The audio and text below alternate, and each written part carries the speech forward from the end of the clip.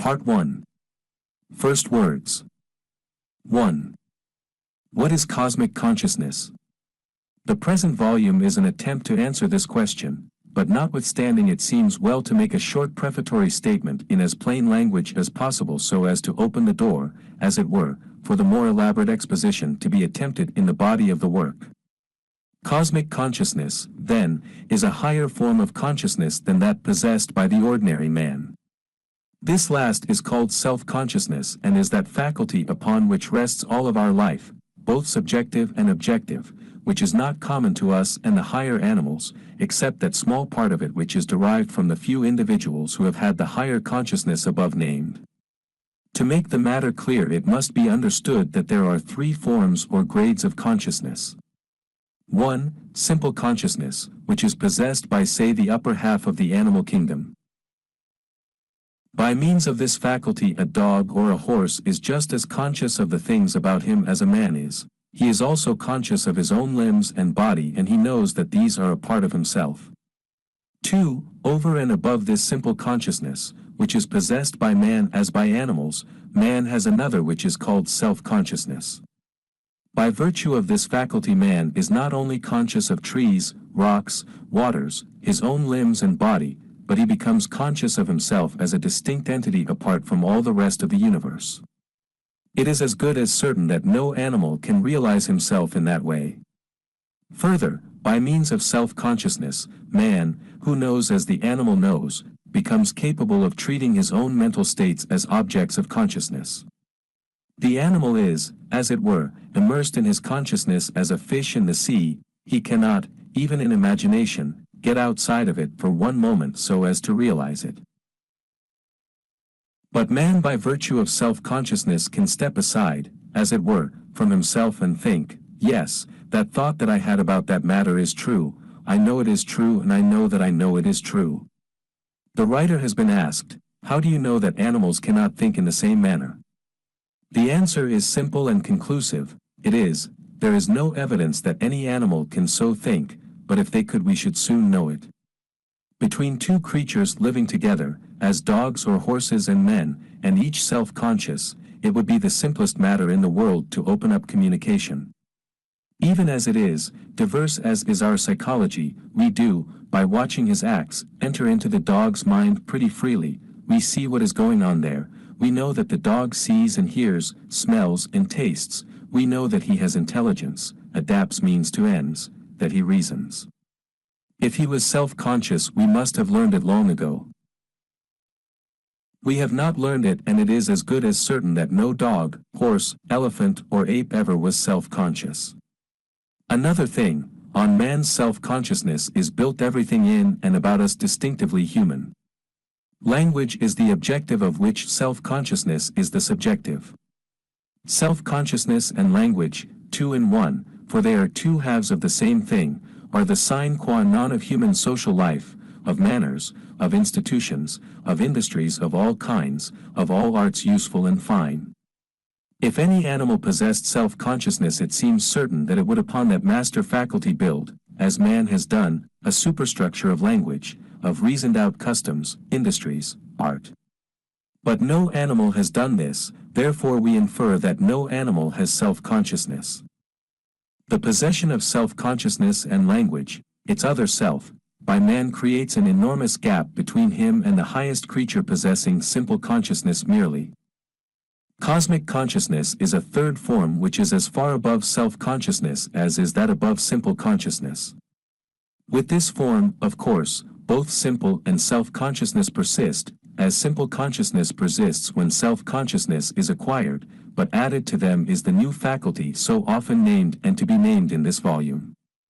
The prime characteristic of cosmic consciousness is, as its name implies, a consciousness of the cosmos, that is, of the life and order of the universe. What these words mean cannot be touched upon here. It is the business of this volume to throw some light upon them. There are many elements belonging to the cosmic sense besides the central fact just alluded to. Of these a few may be mentioned. Along with the consciousness of the cosmos there occurs an intellectual enlightenment or illumination which alone would place the individual on a new plane of existence, would make him almost a member of a new species. To this is added a state of moral exaltation, an indescribable feeling of elevation, elation, and joyousness, and a quickening of the moral sense, which is fully as striking and more important both to the individual and to the race than is the enhanced intellectual power. With these come, what may be called a sense of immortality, a consciousness of eternal life, not a conviction that he shall have this, but the consciousness that he has it already. Only a personal experience of it, or a prolonged study of men who have passed into the new life, will enable us to realize what this actually is, but it has seemed to the present writer that to pass in review, even briefly and imperfectly, instances in which the condition in question has existed would be worthwhile. He expects his work to be useful in two ways. First, in broadening the general view of human life by comprehending in our mental vision this important phase of it and by enabling us to realize, in some measure, the true status of certain men who, down to the present, are either exalted, by the average self-conscious individual, to the rank of gods, or, adopting the other extreme, are adjudged insane. And in the second place he hopes to furnish aid to his fellow men in a far more practical and important sense.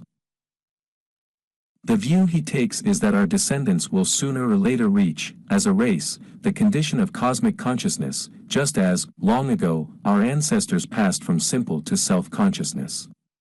He believes that this step in evolution is even now being made, since it is clear to him both that men with the faculty in question are becoming more and more common and also that as a race we are approaching nearer and nearer to that stage of the self-conscious mind from which the transition to the cosmic conscious is effected. He realizes that, granted the necessary heredity, any individual not already beyond the age may enter cosmic consciousness. He knows that intelligent contact with cosmic conscious minds assists self-conscious individuals in the ascent to the higher plane. He therefore hopes, by bringing about, or at least facilitating this contact, to aid men and women in making the almost infinitely important step in question. 2. The immediate future of our race, the writer thinks, is indescribably hopeful.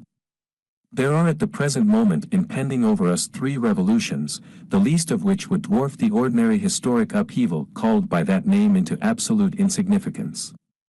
They are, 1, the material, economic and social revolution which will depend upon and result from the establishment of aerial navigation.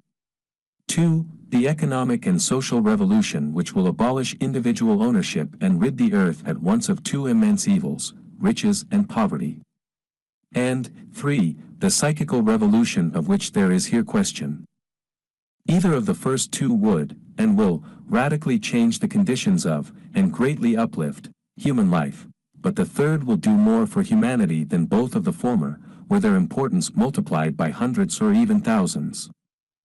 The 3 operating, as they will, together will literally create a new heaven and a new earth. Old things will be done away and all will become new. Before aerial navigation, national boundaries, tariffs, and perhaps distinctions of language will fade out. Great cities will no longer have reason for being and will melt away. The men who now dwell in cities will inhabit in summer the mountains and the sea shores, building often in airy and beautiful spots, now almost or quite inaccessible, commanding the most extensive and magnificent views. In the winter they will probably dwell in communities of moderate size. As the herding together, as now, in great cities, so the isolation of the worker of the soil will become a thing of the past. Space will be practically annihilated, there will be no crowding together and no enforced solitude.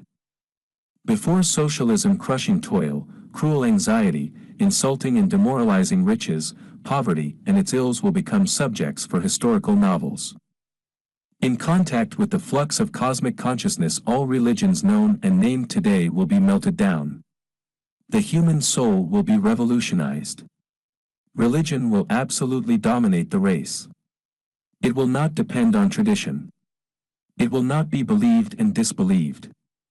It will not be a part of life, belonging to certain hours, times, occasions. It will not be in sacred books nor in the mouths of priests. It will not dwell in churches and meetings and forms and days. Its life will not be in prayers, hymns, nor discourses. It will not depend on special revelations, on the words of gods who came down to teach, nor on any Bible or Bibles. It will have no mission to save men from their sins or to secure them entranced to heaven. It will not teach a future immortality nor future glories, for immortality and all glory will exist in the here and now. The evidence of immortality will live in every heart as sight in every eye. Doubt of God and of eternal life will be as impossible as is now doubt of existence. The evidence of each will be the same. Religion will govern every minute of every day of all life. Churches, priests, forms, creeds, prayers, all agents, all intermediaries between the individual man and God will be permanently replaced by direct unmistakable intercourse. Sin will no longer exist, nor will salvation be desired. Men will not worry about death or a future, about the kingdom of heaven, about what may come with and after the cessation of the life of the present body. Each soul will feel and know itself to be immortal, will feel and know that the entire universe with all its good and with all its beauty is for it and belongs to it forever. The world peopled by men possessing cosmic consciousness will be as far removed from the world of today as this is from the world as it was before the advent of self-consciousness. 3.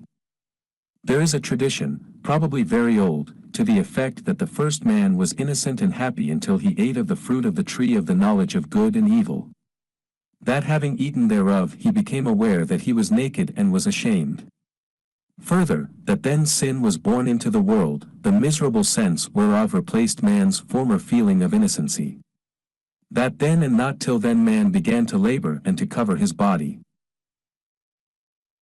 Stranger than all, so it seems to us, the story runs, that along with this change or immediately following upon it there came into man's mind the remarkable conviction which has never since left it but which has been kept alive by its own inherent vitality and by the teaching of all true seers, prophets, and poets that this accursed thing which has bitten man's heel, laming him, hindering his progress and especially making this halting and painful, should eventually be crushed and subjugated by man himself, by the rising up within him of a Savior, the Christ. Man's progenitor was a creature, an animal, walking erect but with simple consciousness merely. He was, as are today the animals, incapable of sin or of the feeling of sin and equally incapable of shame, at least in the human sense. He had no feeling or knowledge of good and evil. He as yet knew nothing of what we call work and had never labored. From this state he fell, or rose, into self-consciousness. His eyes were opened, he knew that he was naked, he felt shame, acquired the sense of sin, became in fact what is called a sinner, and learned to do certain things in order to encompass certain ends, that is, he learned to labor. For weary eons this condition has lasted, the sense of sin still haunts his pathway, by the sweat of his brow he still eats bread, he is still ashamed. Where is the deliverer, the Savior? Who or what? The Savior of man is cosmic consciousness, in Paul's language, the Christ. The cosmic sense, in whatever mind it appears, crushes the serpent's head, destroys sin, shame, the sense of good and evil as contrasted one with the other, and will annihilate labor, though not human activity. The fact that there came to man along with or immediately after his acquisition of self-consciousness the inchoate premonition of another and higher consciousness which was yet, at that time, many millenniums in the future is surely most noteworthy though not necessarily surprising. We have in biology many analogous facts such as premonition of, and preparation for, by the individual of states and circumstances of which he has had no experience, and we see the same thing in the maternal instinct in the very young girl. The universal scheme is woven in one piece and is permeable to consciousness or, and especially, to subconsciousness throughout and in every direction. The universe is a vast, grandiose, terrible, multiform yet uniform evolution. The section which especially concerns us is that which extends from brute to man, from man to demigod, and constitutes the imposing drama of humanity, its scene the surface of the planet, its time 1,000,000 years. 4. The purpose of these preliminary remarks is to throw as much light as possible on the subject of this volume, so as to increase the pleasure and profit of its perusal. A personal exposition of the writer's own introduction to the main fact treated of will perhaps do as much as anything else could to further this end. He will therefore frankly set down here a very brief outline of his early mental life and give a short account of his slight experience of what he calls cosmic consciousness. The reader will readily see there from whence came the ideas and convictions presented in the following pages. He was born of good middle-class English stock and grew up almost without education on what was then a backwoods Canadian farm. As a child he assisted in such labor as lay within his power, tended cattle, horses, sheep, pigs, brought in firewood, worked in the hay field, drove oxen and horses, ran errands. His pleasures were as simple as his labors. An occasional visit to a neighboring small town, a game of ball, bathing in the creek that ran through his father's farm, the making and sailing of mimic ships, the search for birds' eggs and flowers in the spring, and for wild fruits in the summer and fall, afforded him, with his skates and hands led in the winter, his homely, much-loved recreations. While still a young boy he read with keen appreciation Marryat's novels, Scott's poems and novels, and other similar books dealing with outdoor nature and human life. He never, even as a child, accepted the doctrines of the Christian Church, but, as soon as old enough to dwell at all on such themes, conceived that Jesus was a man, great and good no doubt, but a man. That no one would ever be condemned to everlasting pain. That if a conscious God existed he was the supreme master and meant well in the end to all, but that, this visible life here being ended, it was doubtful, or more than doubtful, whether conscious identity would be preserved. The boy, even the child, dwelt on these and similar topics far more than anyone would suppose, but probably not more than many other introspective small fellow mortals. He was subject at times to a sort of ecstasy of curiosity and hope. As on one special occasion when about 10 years old he earnestly longed to die that the secrets of the beyond, if there was any beyond, might be revealed to him, also to agonies of anxiety and terror, as for instance, at about the same age he read Reynolds' Faust, and, being near its end one sunny afternoon, he laid it down utterly unable to continue its perusal, and went out into the sunshine to recover from the horror, after more than 50 years he distinctly recalls it, which had seized him. The boy's mother died when he was only a few years old, and his father shortly afterwards. The outward circumstances of his life in some respects became more unhappy than can readily be told. At 16 the boy left home to live or die as might happen. For 5 years he wandered over North America from the Great Lakes to the Gulf of Mexico and from the Upper Ohio to San Francisco. He worked on farms, on railways, on steamboats, and in the placer diggings of western Nevada. Several times he nearly suffered shipwreck by sickness, starvation, freezing, and once on the banks of the Humboldt River, in Utah, fought for his life half a day with the Shoshone Indians. After 5 years wandering, at the age of 21, he returned to the country where his childhood had been passed. A moderate sum of money from his dead mother enabled him to spend some years in study, and his mind, after lying so long fallow, absorbed ideas with extraordinary facility. He graduated with high honors 4 years after his return from the Pacific coast.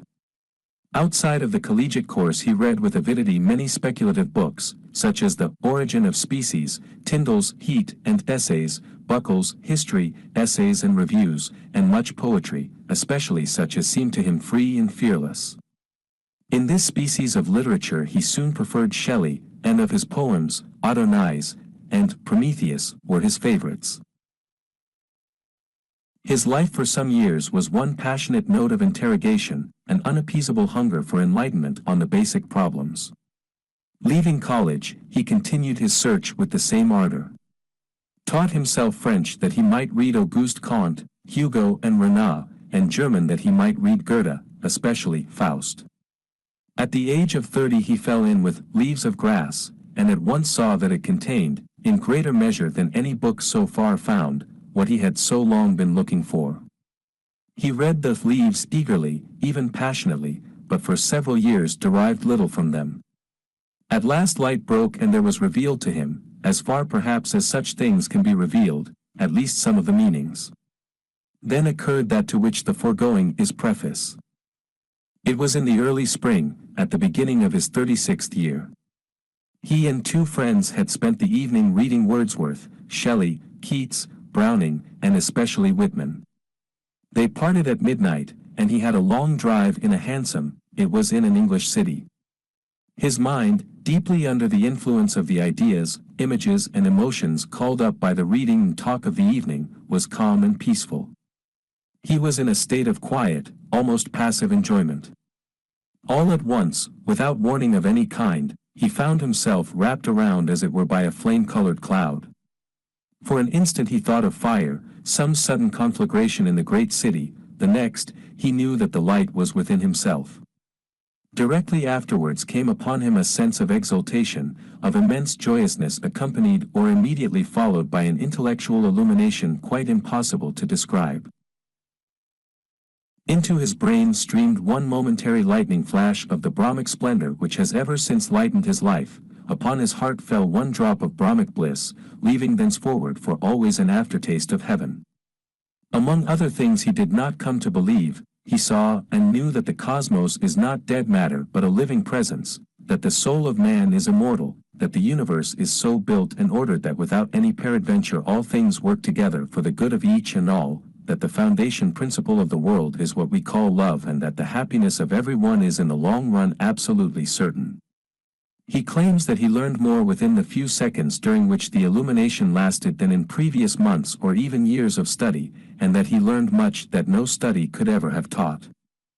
The illumination itself continued not more than a few moments, but its effects proved ineffaceable. It was impossible for him ever to forget what he at that time saw and knew, neither did he, or could he, ever doubt the truth of what was then presented to his mind. There was no return, that night or at any other time, of the experience. He subsequently wrote a book, 28a, in which he sought to embody the teaching of the illumination. Some who read it thought very highly of it, but, as was to be expected for many reasons, it had little circulation. The supreme occurrence of that night was his real and sole initiation to the new and higher order of ideas. But it was only an initiation. He saw the light but had no more idea whence it came and what it meant than had the first creature that saw the light of the sun. Years afterwards he met C.P., of whom he had often heard as having extraordinary spiritual insight. He found that C.P. had entered the higher life of which he had had a glimpse and had had large experience of its phenomena. His conversation with C.P. threw a flood of light upon the true meaning of what he had himself experienced. Looking round then upon the world of man, he saw the significance of the subjective light in the case of Paul and in that of Muhammad. The secret of Whitman's transcendent greatness was revealed to him. Certain conversations with J.H.J. and with J.B. helped him not a little. Personal intercourse with Edward Carpenter, T.S.R., C.M.C. and M.C.L. assisted greatly in the broadening and clearing up of his speculations, in the extension and coordination of his thought. But much time and labor were still required before the germinal concept could be satisfactorily elaborated and matured, the idea, namely, that there exists a family sprung from, living among, but scarcely forming a part of ordinary humanity, whose members are spread abroad throughout the advanced races of mankind and throughout the last 40 centuries of the world's history. The trait that distinguishes these people from other men is this: their spiritual eyes have been opened and they have seen. The better-known members of this group who, were they collected together, could be accommodated all at one time in a modern drawing room, have created all the great modern religions, beginning with Taoism and Buddhism, and speaking generally, have created, through religion and literature, modern civilization. Not that they have contributed any large numerical proportion of the books which have been written, but that they have produced the few books which have inspired the larger number of all that have been written in modern times. These men dominate the last 25, especially the last 5, centuries as stars of the first magnitude dominate the midnight sky. A man is identified as a member of this family by the fact that at a certain age he has passed through a new birth and risen to a higher spiritual plane. The reality of the new birth is demonstrated by the subjective light and other phenomena. The object of the present volume is to teach others what little the writer himself has been able to learn of the spiritual status of this new race. It remains to say a few words upon the psychological origin of what is called in this book cosmic consciousness, which must not be looked upon as being in any sense supernatural or supernormal, as anything more or less than a natural growth. Although in the birth of cosmic consciousness the moral nature plays an important part, it will be better for many reasons to confine our attention at present to the evolution of the intellect. In this evolution there are 4 distinct steps. The first of them was taken when upon the primary quality of excitability sensation was established. At this point began the acquisition and more or less perfect registration of sense impressions, that is, of percepts. A percept is of course a sense impression, a sound is heard or an object seen and the impression made is a percept. If we could go back far enough we should find among our ancestors a creature whose whole intellect was made up simply of these percepts. But this creature, whatever name it ought to bear, had in it what may be called an eligibility of growth, and what happened with it was something like this: individually and from generation to generation it accumulated these percepts, the constant repetition of which, calling for further and further registration, led, in the struggle for existence and, under the law of natural selection, to an accumulation of cells in the central sense ganglia, the multiplication of cells made further registration possible, that, again, made further growth of the ganglia necessary, and so on. At last a condition was reached in which it became possible for our ancestor to combine groups of these percepts into what we today call a recept. This process is very similar to that of composite photography. Similar percepts, as of a tree, are registered one over the other until, the nerve center having become competent to the task, they are generalized into, as it were, one percept, but that compound percept is neither more nor less than a recept, a something that has been received. Now the work of accumulation begins again on a higher plane. The sensory organs keep steadily at work manufacturing percepts, the receptual centers keep steadily at work manufacturing more and yet more recepts from the old and the new percepts. The capacities of the central ganglia are constantly taxed to do the necessary registration of percepts, the necessary elaboration of these into recepts and the necessary registration of recepts. Then as the ganglia by use and selection are improved they constantly manufacture from percepts and from the initial simple recepts, more and more complex, that is, higher and higher recepts. At last, after many thousands of generations have lived and died, comes a time when the mind of the animal we are considering has reached the highest possible point of purely receptual intelligence. The accumulation of percepts and of recepts has gone on until no greater stores of impressions can be laid up and no further elaboration of these can be accomplished on the plane of receptual intelligence. Then another break is made and the higher recepts are replaced by concepts. The relation of a concept to a recept is somewhat similar to the relation of algebra to arithmetic. A recept is, as I have said, a composite image of hundreds, perhaps thousands, of percepts. It is itself an image abstracted from many images, but a concept is that same composite image, that same recept, named, ticketed, and, as it were, dismissed. A concept is in fact neither more nor less than a named recept, the name, that is, the sign, as in algebra, standing henceforth for the thing itself, that is, for the recept. Now it is as clear as day to anyone who will give the least thought to the subject, that the revolution by which concepts are substituted for recepts increases the efficiency of the brain for thought as much as the introduction of machinery increased the capacity of the race for work, or as much as the use of algebra increases the power of the mind in mathematical calculations. To replace a great cumbersome recept by a simple sign was almost like replacing actual goods, as wheat, fabrics and hardware, by entries in the ledger. But, as hinted above, in order that a recept may be replaced by a concept it must be named, or, in other words, marked with a sign which stands for it, just as a check stands for a piece of baggage or as an entry in a ledger stands for a piece of goods. In other words, the race that is in possession of concepts is also, and necessarily, in possession of language.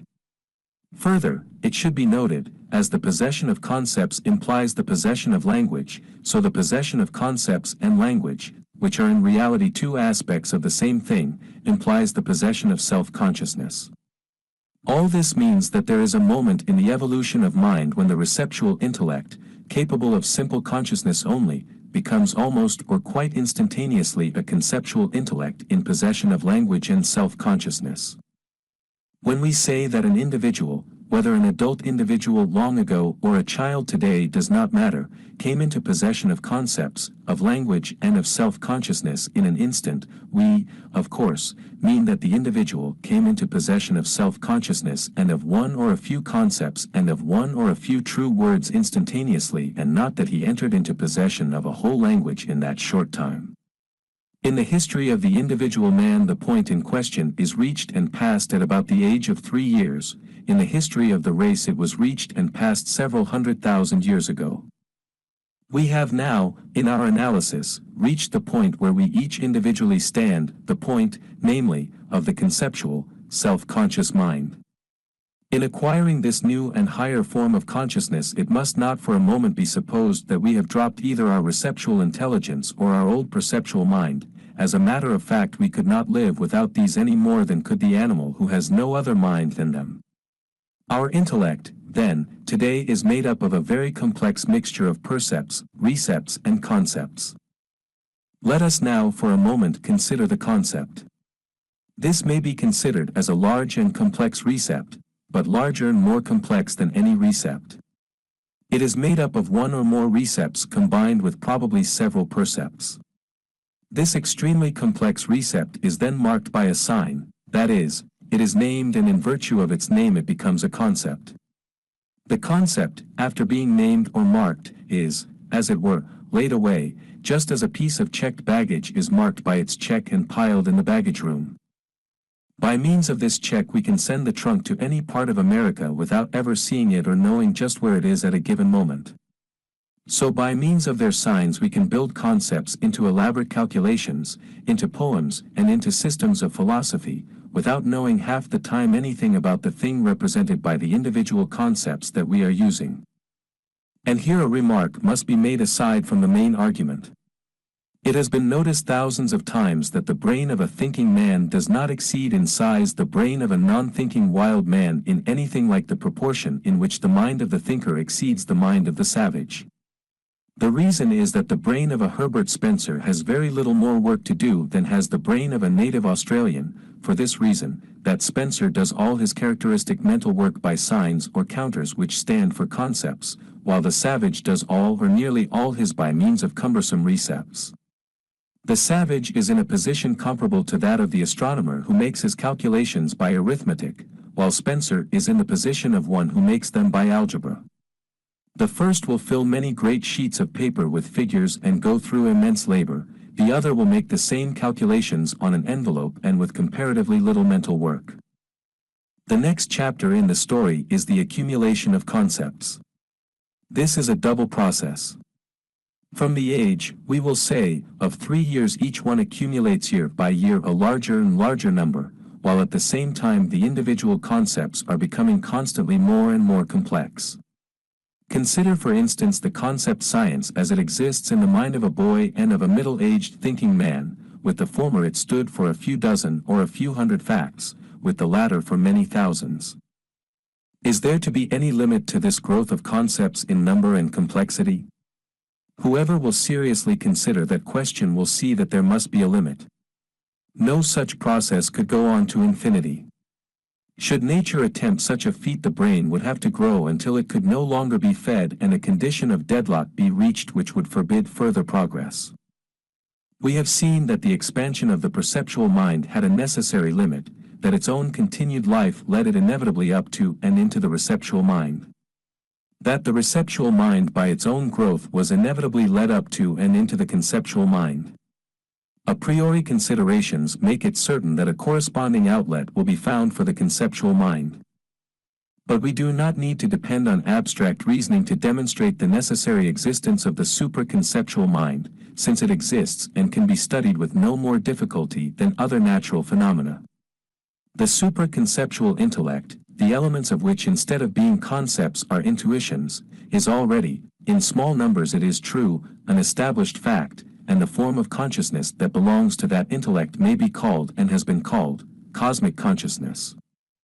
Thus we have four distinct stages of intellect, all abundantly illustrated in the animal and human worlds about us, all equally illustrated in the individual growth of the cosmic conscious mind, and all four existing together in that mind as the first three exist together in the ordinary human mind. These four stages are, first, the perceptual mind, the mind made up of percepts or sense impressions; second, the mind made up of these and recepts, the so-called receptual mind, or in other words the mind of simple consciousness; third, we have the mind made up of percepts, recepts and concepts, called sometimes the conceptual mind or otherwise the self-conscious mind, the mind of self-consciousness; and, fourth, and last, we have the intuitional mind, the mind whose highest element is not a recept or a concept but an intuition. This is the mind in which sensation, simple consciousness and self-consciousness are supplemented and crowned with cosmic consciousness. But it is necessary to show more clearly still the nature of these four stages and their relation one to the other. The perceptual or sensational stage of intellect is easy enough to understand, so may be passed by in this place with only one remark, namely, that in a mind made up wholly of percepts there is no consciousness of any sort.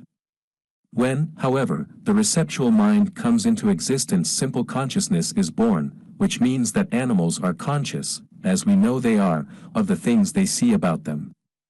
But the receptual mind is capable of simple consciousness only, that is, the animal is conscious of the object which he sees, but he does not know he is conscious of it, neither is the animal conscious of itself as a distinct entity or personality.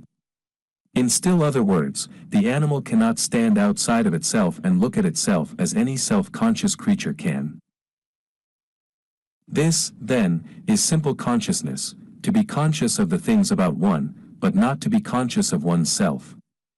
But when I have reached self-consciousness, I am not only conscious of what I see, but I know I am conscious of it. Also I am conscious of myself as a separate entity and personality, and I can stand apart from myself and contemplate myself, and can analyze and judge the operations of my own mind as I would analyze and judge anything else. This self-consciousness is only possible after the formation of concepts and the consequent birth of language. Upon self-consciousness is based all distinctively human life so far, except what has proceeded from the few cosmic conscious minds of the last 3,000 years. Finally, the basic fact in cosmic consciousness is implied in its name. That fact is consciousness of the cosmos. This is what is called in the East the Brahmic splendor, which is in Dante's phrase capable of transhumanizing a man into a god. Whitman, who has an immense deal to say about it, speaks of it in one place as ineffable light, light rare, untellable, lighting the very light, beyond all signs, descriptions, languages. This consciousness shows the cosmos to consist not of dead matter governed by unconscious, rigid, and unintending law. It shows it on the contrary as entirely immaterial, entirely spiritual, and entirely alive. It shows that death is an absurdity, that everyone and everything has eternal life. It shows that the universe is God and that God is the universe, and that no evil ever did or ever will enter into it. A great deal of this is, of course, from the point of view of self-consciousness. Absurd, it is nevertheless undoubtedly true. Now all this does not mean that when a man has cosmic consciousness he knows everything about the universe. We all know that when at 3 years of age we acquired self-consciousness we did not at once know all about ourselves. We know, on the contrary, that after a great many thousands of years of experience of himself man still today knows comparatively little about himself considered even as a self-conscious personality. So neither does a man know all about the cosmos merely because he becomes conscious of it. If it has taken the race several 100,000 years to learn a smattering of the science of humanity since its acquisition of self-consciousness, so it may take it millions of years to acquire a smattering of the science of God after its acquisition of cosmic consciousness. As on self-consciousness is based the human world as we see it with all its works and ways, so on cosmic consciousness is based the higher religions and the higher philosophies and what comes from them, and on it will be based, when it becomes more general, a new world of which it would be idle to try to speak today. The philosophy of the birth of cosmic consciousness in the individual is very similar to that of the birth of self-consciousness. The mind becomes overcrowded, as it were, with concepts, and these are constantly becoming larger, more numerous and more complex. Some day, the conditions being all favorable, the fusion, or what might be called the chemical union, of several of them and of certain moral elements takes place. The result is an intuition and the establishment of the intuitional mind, or, in other words, cosmic consciousness. The scheme by which the mind is built up is uniform from beginning to end. A recept is made of many percepts, a concept of many or several recepts and percepts, and an intuition is made of many concepts, recepts, and percepts together with other elements belonging to and drawn from the moral nature. The cosmic vision or the cosmic intuition, from which what may be called the new mind takes its name, is thus seen to be simply the complex and union of all prior thought and experience, just as self-consciousness is the complex and union of all thought and experience prior to it. Part 2. Evolution and Devolution. To self-consciousness. It will be necessary, in the first place, for the reader of this book to have before his mind a tolerably complete idea in outline of mental evolution in all its three branches, sensuous, intellectual, and emotional, up to and through the status of self-consciousness. Without such a mental image as basis for the new conception, this last, that is, cosmic consciousness, to most people would seem extravagant and even absurd. With such necessary foundation, the new concept will appear to the intelligent reader what it is, a matter of course, an inevitable sequel to what preceded and led up to it. In attempting to give an idea of this vast evolution of mental phenomena from its beginning in far-off geologic ages down to the latest phases reached by our own race, anything like an exhaustive treatise could not, of course, be thought of here. The method actually adopted is more or less broken and fragmentary, but enough, it is thought, is given for the present purpose, and those who desire more will have no difficulty in finding it in other treatises, such as the admirable work of Romanes, 134. All the present writer aims at is the exposition of cosmic consciousness and a barely sufficient account of the lower mental phenomena to make that subject fully intelligible. Anything further would only burden this book to no good purpose. The upbuilding or unfolding of the knowable universe presents to our minds a series of gradual ascents, each divided from the next by an apparent leap over what seems to be a chasm. For instance, and to begin not at the beginning, but midway, between the slow and equable development of the inorganic world which prepared it for the reception and support of living creatures and the more rapid growth and branching of vital forms, these having once appeared, there occurred what seems like the hiatus between the inorganic and organic worlds and the leap by which it was overpassed, within which hiatus or chasm has heretofore resided either the substance or shadow of a god whose hand has been deemed necessary to lift and pass on the elements from the lower to the higher plane. Along the level road of the formation of suns and planets, of earth crust, of rocks and soil, we are carried, by evolutionists, smoothly and safely, but when we reach this perilous pit stretching interminably to right and left across our path, we pause, and even so able and daring a pilot as Lester Ward, 190, 300-320, can hardly induce us to attempt the leap with him, so wide and dark frowns the abyss. We feel that nature, who has done all, and much greater things, was competent to cross and did cross the apparent break, although we may not at present be able to place a finger in each one of her footprints. For the moment, however, this stands the first and greatest of the so-called bars to acceptance of the doctrine of absolute continuity in the evolution of the visible world. Later in the history of creation comes the beginning of simple consciousness. Certain individuals in some one leading species in the slowly unfolding life of the planet, some day, for the first time, become conscious, know that there exists a world, a something, without them. Less dwelt upon, as it has been, this step from the unconscious to the conscious might well impress us as being as immense, as miraculous and as divine as that from the inorganic to the organic. Again, running parallel with the river of time, we perceive a long, equable and gradual ascent stretching from the dawn of simple consciousness to its highest excellence in the best pre-human types, the horse, the dog, the elephant and the ape. At this point confronts us another break comparable to those which in order of time preceded it, the hiatus, namely, or the seeming hiatus between simple and self-consciousness, the deep chasm or ravine upon one side of which roams the brute while upon the other dwells man. A chasm into which enough books have been thrown to have sufficed, could they have been converted into stones or pig iron, to dam or bridge a great river, and which has only now been made safely passable by the lamented G.J. Romanes, by means of his valuable treatise on the Origin of Human Faculty, 134. Only a very short time ago, and even yet by most, this break in the line of ascent, or descent, was supposed to be impassable by ordinary growth.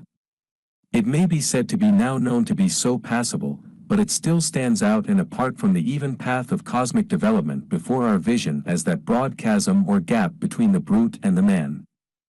For some hundreds of thousands of years, upon the general plane of self-consciousness, an ascent, to the human eye gradual, but from the point of view of cosmic evolution rapid, has been made. In a race, large-brained, walking erect, gregarious, brutal, but king of all other brutes, man in appearance but not in fact, the so-called allelus homo, was, from the highest simple consciousness born the basic human faculty self-consciousness and its twin, language. In short, through thousands of centuries of human life, of human aspiration, of human growth, sprang the world of men and women as it stands before us and within us today with all its achievements and possessions. 124, 10-13. In short, through thousands of centuries of human life, of human aspiration, of human growth, sprang the world of men and women as it stands before us and within us today with all its achievements and possessions. 124, 10-13. Is that all? Is that the end? No. As life arose in a world without life, as simple consciousness came into existence where before was mere vitality without perception, as self-consciousness leaping wide-winged from simple consciousness soared forth over land and sea, so shall the race of man which has been thus established, continuing its beginningless and endless ascent, make other steps, the next of which it is now in act of climbing, and attain to a yet higher life than any heretofore experienced or even conceived. And let it be clearly understood that the new step, to explain which this volume is written, is not simply an expansion of self-consciousness but as distinct from it as that is from simple consciousness or as is this last from mere vitality without any consciousness at all, or as is the latter from the world of inorganic matter and force which preceded it and from which it proceeded. 2. On the plane of self-consciousness. And in the first place it would be well to get a firm hold of the meaning of the words self-consciousness, upon the definition of which an excellent writer and most competent thinker, 200-255, has these remarks: self-consciousness is often referred to as a distinguishing characteristic of man. Many, however, fail to gain a clear conception of what this faculty is. Dr. Carpenter confounds it with the power of reflecting on their own mental states, while Mr. Darwin associates it with abstraction and other of the derivative faculties. It is certainly something much simpler than introspection, and has an earlier origin than the highly derivative speculative faculties. If it could only be seized and clearly understood, self-consciousness would doubtless prove to be the primary and fundamental human attribute. Our language seems to lack the proper word to express it in its simplest form. Think approaches this most nearly, and man is sometimes described as a thinking being. The German language has a better word, viz., Besinnen, and the substantive Besonnenheit seems to touch the kernel of the problem. Schopenhauer says, the animal lives without any Besonnenheit. It has consciousness, i.e., it knows itself and its weal and woe, also the objects which produce these, but its knowledge remains constantly subjective, never becomes objective. Everything that it embraces appears to exist in and of itself, and can therefore never become an object of representation nor a problem for meditation. Its consciousness is thus wholly immanent. The consciousness of the savage man is similarly constituted in that his perceptions of things and of the world remain preponderantly subjective and immanent. He perceives things in the world, but not the world, his own actions and passion, but not himself. Perhaps the simplest definition, and there are scores of them, would be, self-consciousness is the faculty by which we realize. Or again, without self-consciousness a sentient creature can know, but its possession is necessary in order that he may know that he knows. The best treatise so far written on this subject is Romaine's book, already several times referred to, 134. The roots of the tree of life being deep sunk in the organic world, its trunk is made up as follows. Beginning at the earth level we have first of all the lowest forms of life, unconscious and insensate. These in their turn give birth to forms endowed with sensation and later to forms endowed with simple consciousness. From the last, when the right time comes, springs self-consciousness and, as already said, in direct ascent from that cosmic consciousness. It is only necessary in this place, as clearing the ground for the work to be done, to point out that the doctrine of the unfolding of the human being, regarded from the side of psychology, is strictly in accord with the theory of evolution in general as received and taught today by the foremost thinkers. This tree which we call life and its upper part human life and human mind, has simply grown as grows any other tree, and besides its main stem, as above indicated, it has, as in the case of other trees, thrown off many branches. It will be well to consider some of these. It will be seen that some of them are given off from the lower part of the trunk, as, for instance, contractility, from which great limb, and as a part of it, springs all muscular action from the simple movement of the worm to the marvelously coordinated motions made, in the exercise of their art, by a Liszt or a Paderewski. Another of these large lower limbs is the instinct of self-preservation and, twin with it, the instinct of the continuance of the species, the preservation of the race. Higher up the special senses shoot out from the main trunk, and as they grow and again divide they become large and vitally important branches of the great tree. From all these main offshoots spring smaller arms, and from these more delicate twigs. Thus from the human intellect, whose central fact is self-consciousness, a section of the main trunk of our tree, spring judgment, reason, comparison, imagination, abstraction, reflection, generalization. From the moral or emotional nature, one of the largest and most important of the main limbs, spring love, itself a great branch dividing into many smaller branches, reverence, faith, fear, awe, hope, hate, humor, and many more. The great branch called the sense of sight, which in its beginning was a perception of the difference between light and darkness, sent out twigs which we call sense of form, of distance, and later the color sense. The limb named sense of hearing has for branches and twigs the apprehension of loudness, of pitch, of distance, of direction, and as a delicate twig just coming into being, the musical sense. 2. The important fact to notice at present is that, true to the simile of the tree here adopted, the numerous faculties of which, viewed from the side of dynamics, man is composed are all of different ages. Each one of them came into existence in its own time, i.e., when the psychic organism, the tree, was ready to produce it. For instance, simple consciousness many millions of years ago, self-consciousness perhaps 300,000 years. General vision is enormously old, but the color sense probably only about 1,000 generations. Sensibility to sound many millions of years, while the musical sense is now in the act of appearing. Sexual instinct or passion arose far back in geologic ages. The human moral nature of which human sexual love is a young and vigorous branch does not appear to have been in existence many tens of thousands of years. 3. To make what has been and what remains to be said more readily and more fully intelligible, it will be well to go into some little detail as to the time and mode of becoming and developing of a few faculties as a sample of the divine work that has been going on within us and about us since the dawn of life on this planet. The science of human psychology, in order to illustrate the subject of this volume, should give an account of the human intellect, of the human moral nature, and of the senses. Should give a description of these as they exist today, of their origin and evolution, and should forecast their future course of either decay or further expansion. Only a very few specimen pages of such a work can be here set forth, and first a hasty glance at the intellect. The intellect is that part of the mind which knows, as the moral nature is the part that feels. Each particular act of the intellect is instantaneous, whereas the acts, or rather states, of the moral nature are more or less continuous. Language corresponds to the intellect and is therefore capable of expressing it perfectly indirectly.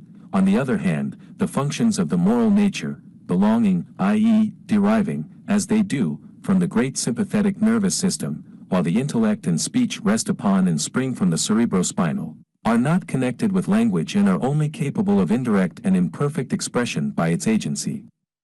Perhaps music, which certainly has its roots in the moral nature, is, as at present existing, the beginning of a language which will tally and express emotion as words tally and express ideas. 28a. 106.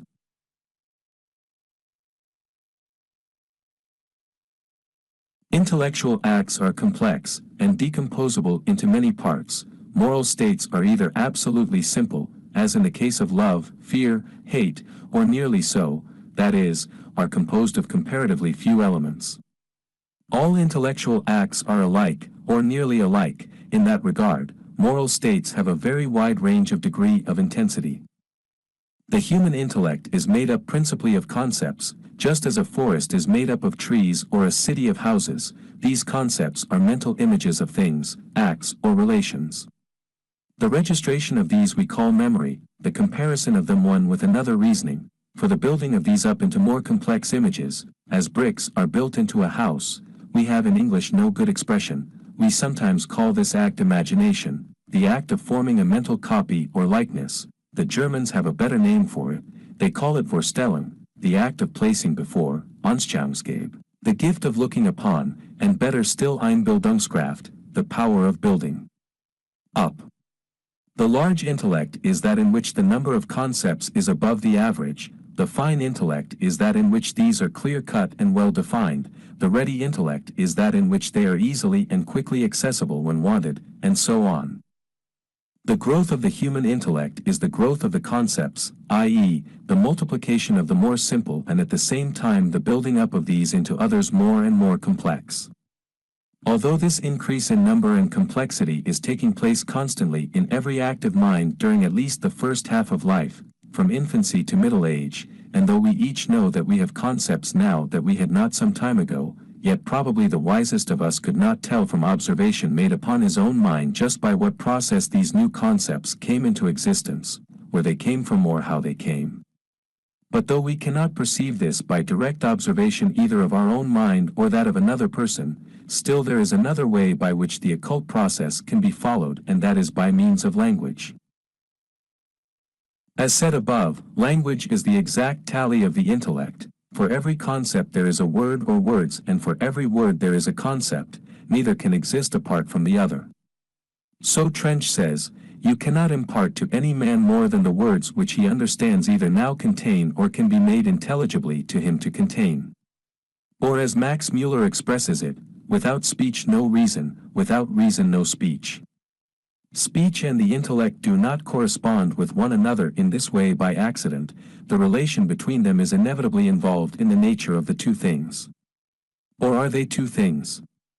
Or two sides of one thing? No word can come into being except as the expression of a concept, neither can a new concept be formed without the formation, at the same time, of the new word which is its expression, though this new word may be spelled and pronounced as is some old word. But an old word taking on another and a new meaning in reality becomes two words, an old and a new. Intellect and speech fit one another as the hand and the glove, only far more closely, say rather they fit as the skin fits the body, or as the pia mater fits the brain, or as any given species in the organic world is fitted by its environment. As is implied in what has been said, it is to be especially noted that not only does language fit the intellect in the sense of covering it in every part and following all its turnings and windings, but it fits it also in the sense of not going beyond it. Words correspond with concepts, and with concepts only, so that we cannot express directly with them either sense impressions or emotions, but are forced always to convey these, if at all, by expressing, not themselves, but the impression they make upon our intellect, i.e., the concepts formed from the contemplation of them by the intellect, in other words, their intellectual image. So that before a sense impression or an emotion can be embodied or conveyed in language, a concept has to be formed, supposed more or less truly to represent it, which concept can, of course, be conveyed in words. But as a matter of fact, 99 out of every 100 of our sense impressions and emotions have never been represented in the intellect by concepts and therefore remain unexpressed and inexpressible except imperfectly by roundabout description and suggestion. There exists in the lower animals a state of matters which serves well to illustrate this proposition. These have acute sense perceptions and strong emotions, such as fear, rage, sexual passion and maternal love, and yet cannot express them because these have no language of their own, and the animals in question have no system of concepts with corresponding articulate sounds.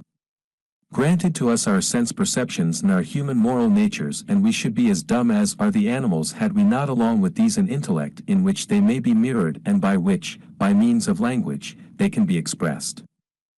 As the correspondence of words and concepts is not casual or temporary but resides in the nature of these and continues during all time and under all circumstances absolutely constant, so changes in one of the factors must correspond with changes in the other. So evolution of intellect must, if it exist, be accompanied by evolution of language. An evolution of language, if it exist, will be evidence of evolution of intellect. What then is here proposed is to study, for a few moments, the growth of the intellect by means of an examination of language, i.e., to study the birth, life and growth of concepts which cannot be seen, by means of words which are their correlatives and which can be seen. Sir Charles Lyell, in the Antiquity of Man, 113, pointed out the parallelism which exists between the origin, growth, decline and death of languages and of species in the organic world. In order to illustrate and at the same time broaden the present argument, let us extend the parallel backward to the formation of the worlds and forward to the evolution of words and concepts. 1. Nebula of astral system, nebula of solar system, system of Jupiter, planet, first moon, second moon, third moon, fourth moon, Saturn, Uranus, Neptune, Mars, Earth, etc. N. 2. Eohippus, Eocene, size of fox, Mesohippus, early Miocene, Enchitherium, Equus caballus, racehorse, carriage horse, dray horse, hunter, Arabian, Shetland pony, Asinus, Hemianus, quagga, zebra, daw, Miocene, size of sheep, Myohippus. 3. Aryan, Latin, Italian, Venetian, Sicilian, Calabrian, Arcolan, Corsican, Spanish, Portuguese, French, Wallachian, Rhaetian, Greek, Sanskrit, Zend, Armenian, Lithuanian, Old Slavonic, Gothic. 4. Pre-root, Aryan root, Spac, Latin, Specio, to see, look, expect, expecting, expectation, expected, unexpected, expectable, expectancy, expectant, expector, specimen, respect, noun and verb, spectator, respite, spectacle, despise, despicable, respective, spite, full, spectrum, speculate, ation, suspect, suspicious, specious, ly, ness, specific, ation, inspect, ion, or, speculous, species, circumspect, ion, spice, spicy, prospect, ive, special, ly, tie, auspicious, auspices, spicular. Respectable, spy, noun or verb, aspect, prospectus, specify, spectre, Greek, skeptomai, I look, skeptikos, an inquirer, episcopes, an overseer, Sanskrit, pa, to see, spasa, a spy, spashta, manifest, spas, a guardian, spihan, to look, spy, spiha, a spy. The accompanying table will serve this purpose as well as, or better than, an elaborately reasoned exposition, and will serve at the same time as a summary of the evolution argument which runs through this volume. A short study of this tabular statement will make plain how orbs, species, languages and words branch, divide and multiply, will make intelligible Max Muller's estimate that every thought that has ever passed through the mind of India may be reduced to 121 root concepts, that is, to 121 root words, 116, 401, will make us agree with him that, probably, that number might be still further reduced. As regards the present thesis, the conclusion to be drawn from this comparison is that words, and that therefore the constituent elements of the intellect which they represent and which we call concepts, grow by division and branching, as new species branch off from older, and it seems clear that a normal growth is encouraged and an excessive and useless development checked by the same means in the one case as in the other, that is, by natural selection and the struggle for existence. As regards the present thesis, the conclusion to be drawn from this comparison is that words, and that therefore the constituent elements of the intellect which they represent and which we call concepts, grow by division and branching, as new species branch off from older, and it seems clear that a normal growth is encouraged and an excessive and useless development checked by the same means in the one case as in the other, that is, by natural selection and the struggle for existence. New concepts, and words expressing them, which correspond with some external reality, whether this is a thing, an act, a state, or a relation, and which are therefore of use to man, since their existence places him in more complete relation with the outer world, on which relation his life and welfare depend, are preserved by the process of natural selection and survival of the fittest. Some again which either do not correspond at all, or only imperfectly, with an objective reality are replaced by others which do correspond or correspond better with the reality which these aimed to express, and so in the struggle for existence fall into disuse and die out. For it is with words as with every other living thing, thousands are produced for one that lives. Towards whatever object the mind is especially turned, it throws out words often with marvelous profusion. When some thousands of years ago, Sanskrit being still a living language and the sun and fire looked upon either as actual gods or at least as especially sacred, fire had, instead of a very few names as now, 35 and the sun 37, 115, 437. But much more remarkable examples are those drawn from Arabic, as, for instance, the 80 names for honey, the 200 for serpent, the 500 for lion, the 1000 for sword, and the 5,744 words all relating to the camel, these being subjects upon which the Arab mind is strongly and persistently bent, 115, 438. So again Max Mueller tells us, we can hardly form an idea of the boundless resources of dialects. When literary languages have stereotyped one general term, their dialects will supply 50, though each with its special shade of meaning. If new combinations of thoughts are evolved in the progress of society, dialects will readily supply the required names from the store of their so-called superfluous words. There are not only local and provincial but also class dialects.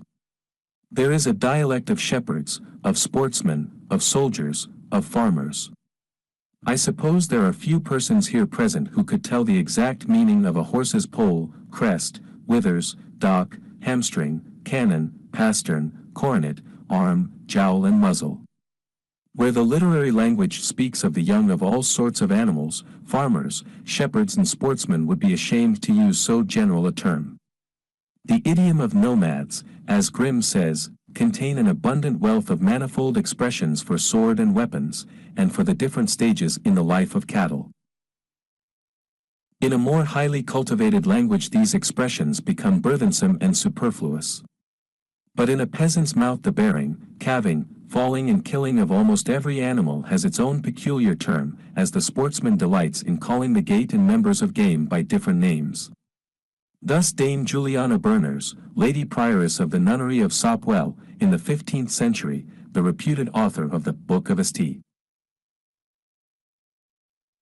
Albans, informs us that we must not use names of multitudes promiscuously, but we are to say, a congregation of people, a host of men, a fellowshipage of women, and a bevy of ladies.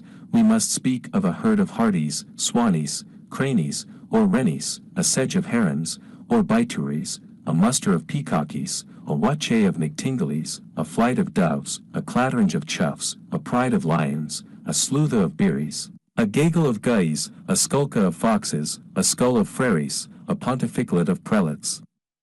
Abominable syght of monkeys, a drunkenship of cobblers, and so of other human and brute assemblages. In like manner in dividing game for the table the animals were not carved, But a deer was broken, a ghost re-ride, a check-in frushed, a coney unlaced, a crane displayed, a curlew unjointed, a quail wnggyd, a swan lift, a lamb shouldered, a heron dismembered, a peacock disfigured, a salmon chnyd, a haddock sydyd, a sole loined, and a bream splayed, 1:15:70. These instances will serve to show how the human intellect feels along the face of the outer world presented to it, attempting a lodgment in each cranny it finds, however slight and precarious may be the hold that it gets. For the mind of man from age to age ceaselessly seeks to master the facts of the outer world. Its growth indeed consists in tallying or covering these as ivy spreads over, tallies and covers the stones of a wall. The twig that secures a hold strengthens and puts out other twigs. That which does not secure a hold after a time ceases to grow and eventually dies. The main thing to notice for our present purpose is that just as in the case of the child learning to talk, the race began also with a few, or, as Geiger, 91:29, says, with a single word. That is to say, man began to think with very few or with a single concept. Of course, at that time, and before, he had a large stock of percepts and of recepts, 134, 193, otherwise he could have done little with his one or few concepts.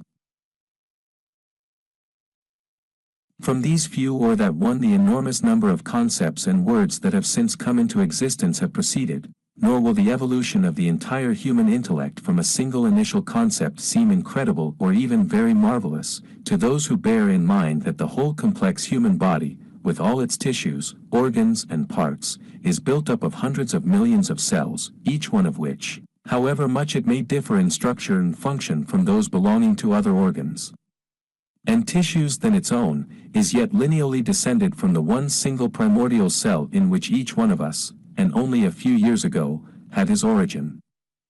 As we reach back into the past, therefore, we find language, and with it the human intellect, drawing into a point, and we know that within a measurable distance from where we stand today they must have both had their beginning. The date of that beginning has been approximately fixed by many writers and from many indications, and we cannot be far astray in placing it, provisionally, about 300,000 years anterior to our own times. 4. Much more modern than the birth of the intellect was that of the color sense. We have the authority of Max Müller, 117, 299, for the statement that, it is well known that the distinction of color is of late date, that Xenophanes knew of 3 colors of the rainbow only, purple, red and yellow, that even Aristotle spoke of the tricolored rainbow, and that Democritus knew of no more than 4 colors, black, white, red and yellow. Geiger, 91:48, points out that it can be proved by examination of language that as late in the life of the race as the time of the primitive Aryans, perhaps not more than 15 or 20,000 years ago, man was only conscious of, only perceived, one color. That is to say, he did not distinguish any difference in tint between the blue sky, the green trees and grass, the brown or gray earth, and the golden and purple clouds of sunrise and sunset. So Pictet, 126, finds no names of colors in primitive Indo-European speech. And Max Müller, 116, 616, finds no Sanskrit root whose meaning has any reference to color.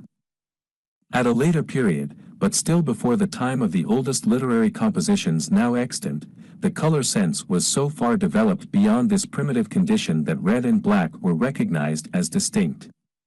Still later, at the time when the bulk of the Rig Veda was composed, red, yellow and black were recognized as 3 separate shades, but these 3 included all color that man at that age was capable of appreciating.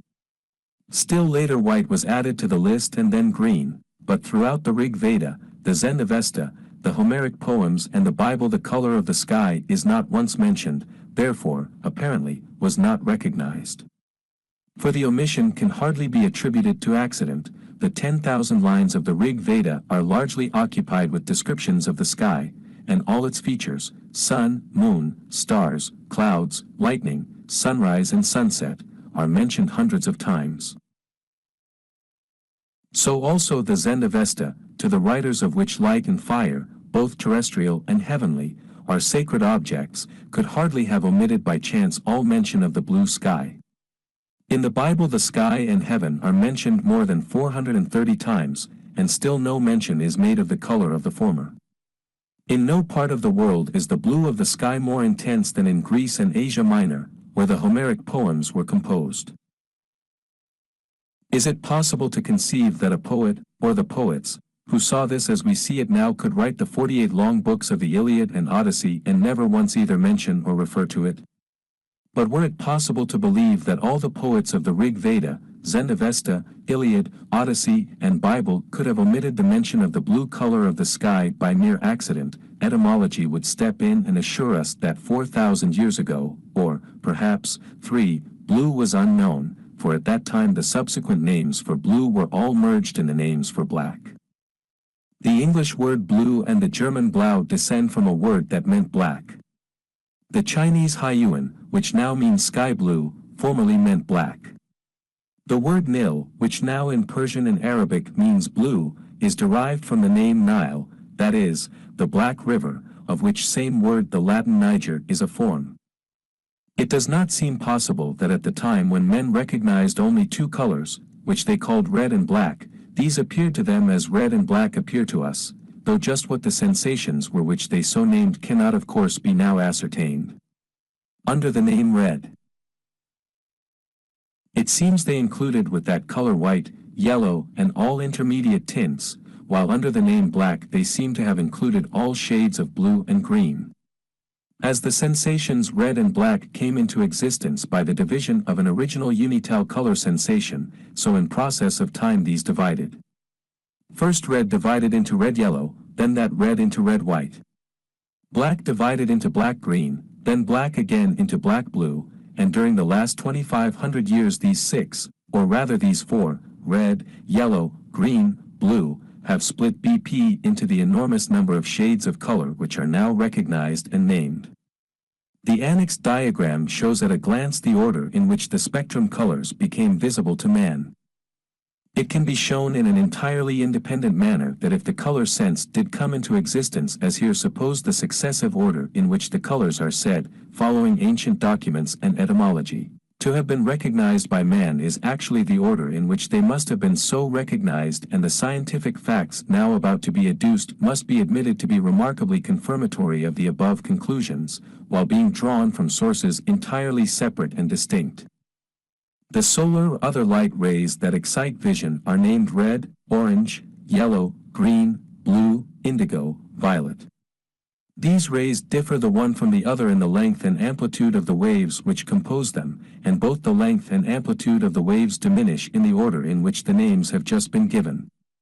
But the force or energy of a light wave, that is to say, its power of exciting vision, is proportional to the square of its amplitude, 180, 272, and especially 181, 136. According to this law, the energy, the power of exciting vision, of the red rays is several thousand times as great as the energy of the violet, and there is a regular and rapid decrease of energy as we pass down the spectrum from red to violet. It is plain that if there has been such a thing as a growing perfection in the sense of vision, in virtue of which, from being insensible to color the eye became gradually sensible of it, red would necessarily be the first color perceived, then yellow, then green, and so on to violet, and this is exactly what both ancient literature and etymology tell us took place. The comparative modernness of the color sense is further attested by the large number of persons in all countries who are what is called colorblind, that is, persons who are at the present day entirely or partially without color sense. Wilson's assertion that probably 1 in 5 and 20 is colorblind long remained doubted because not proved in reference to sufficiently large numbers. Till we had comparison methods, and principally Holmgren's, no satisfactory data could be obtained. His improper hands so quickly decides a case that tests have already been made in thousands of persons. Based on at least 200,000 examinations is the result that 4% of males are colorblind in greater or less degree, and 1/4% of females. 135, 242. This would make one case of colorblindness to every 47 persons. The degree of universality of the color sense in a race is, of course, an important fact in estimating its degree of evolution as compared with other races. In this connection, the following facts are of interest. 122, 716, in Japan among 1,200 soldiers 1.58% were red blind and 0.833% green blind. Among 373 boys 1% were red blind, among 270 girls 0.4%. Among 596 men examined by Drive Berry of Kyoto, 5.45% showed defective color sense. Among the Japanese, as a whole, the percentage of color blindness is less than in Europeans or Americans. Among 796 Chinese examined in various places, no cases of color blindness were found, but there was a tendency often seen to mix green and blue. This peculiarity was brought out with much greater emphasis by Dr. Fielda, of Swato, China, who examined 1,200 Chinese of both sexes, using Thomson's wool tests. Among the 600 men were 19 who were colorblind, and among 600 women only 1. The percentage of color blindness among Chinamen is, then, about 3% and does not vary greatly from that of Europeans. In color blindness, the general vision is not affected. The individual distinguishes light and shade, form and distance, as well as do other persons.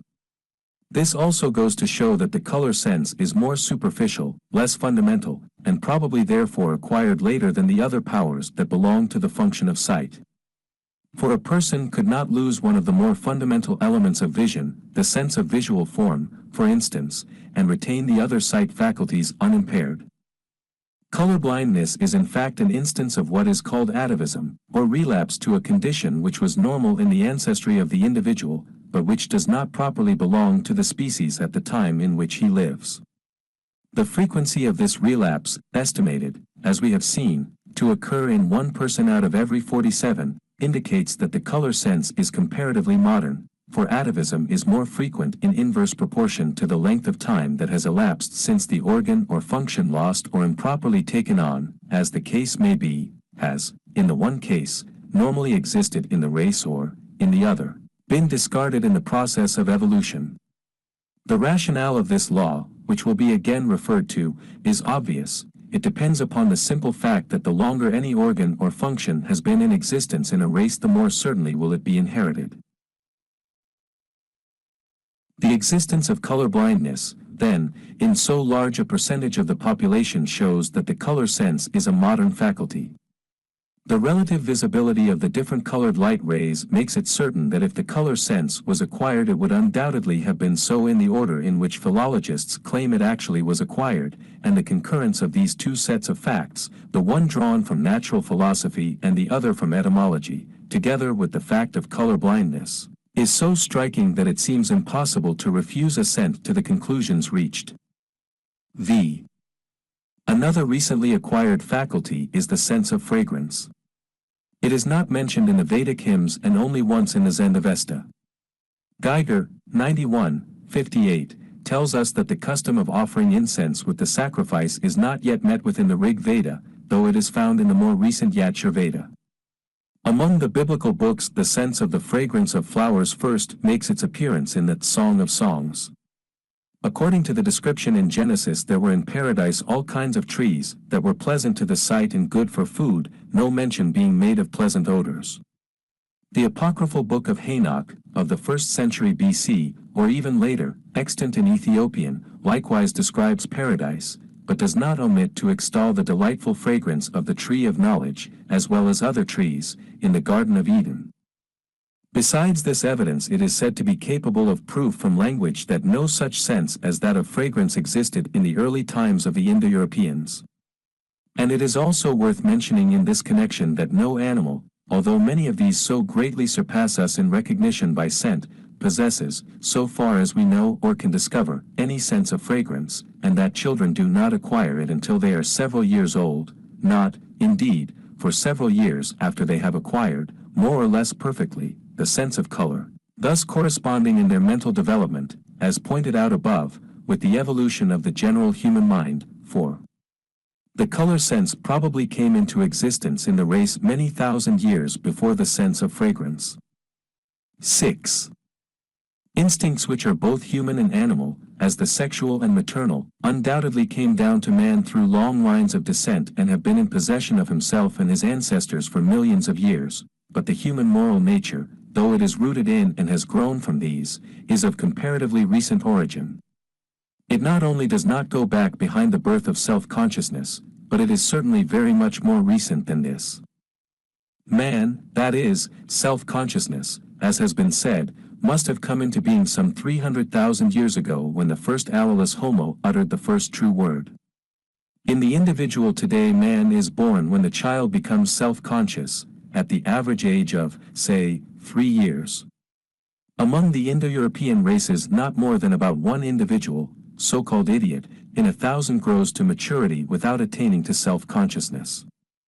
Self-consciousness, having appeared in an individual, is only lost in great and rare crises, as in the delirium of fever and in some forms of insanity, notably mania. On the other hand, the human moral nature does not appear in the individual, on the average, until, say, halfway between 3 years old and maturity. Instead of 1 or 2 in 1,000, several times the same number in 100 are born, grow up and die without a moral nature. Instead of being lost in great and rare crises, it is constantly being temporarily lost. All these indications go to prove that the human moral nature is a much more recent birth of time than is the human intellect, and that if we suppose the latter to be 300,000 years old, we cannot suppose the former to be anything like that age. 7. Primeval man, from whom we are all descended, has still upon the earth in these later days, 2 representatives. First, the savage, second, the child. It would be true to say that the child is a savage and the savage a child, and through the mental state represented by these two, not only each individual member of the race, but the race itself as a whole, has passed. The characteristics of the mind of the savage and of the child will give us, when found, the characteristics of the primeval human mind from which has descended the average modern mind that we know, as well as the exceptional minds of the great men of history of the present day. The characteristics of the mind of the savage and of the child will give us, when found, the characteristics of the primeval human mind from which has descended the average modern mind that we know, as well as the exceptional minds of the great men of history of the present day. The chief differences between the primeval, the infantile and the savage mind on the one hand and the civilized mind on the other, is that the first, called for the sake of brevity the lower mind, is wanting in personal force, courage, or faith, and also in sympathy, or affection, and that it is more easily excited to terror or anger than is the second or civilized mind. There are of course other differences than these between the lower mind and the higher, differences in intellect, and even in sense perceptions, but these, though great in themselves, have not the supreme significance of the basic, fundamental, moral differences just mentioned. The lower mind then lacks faith, lacks courage, lacks personal force, lacks sympathy, lacks affection, that is, to sum up, it lacks peace, content, happiness.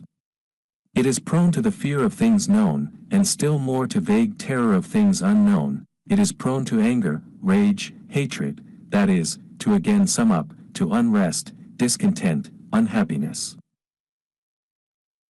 On the other hand, the higher mind, as compared with the lower, possesses faith, courage, personal force, sympathy, affection, that is, it possesses, relatively, happiness, is less prone to fear of things known and unknown and to anger and hatred, that is, to unhappiness.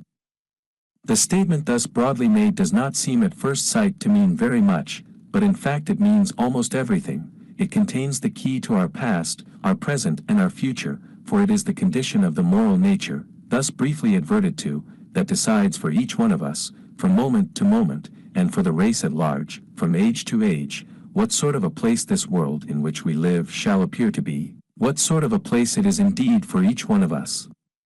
For it is not our eyes and ears, nor even our intellects, that report the world to us, but it is our moral nature that settles at last the significance of what exists about us.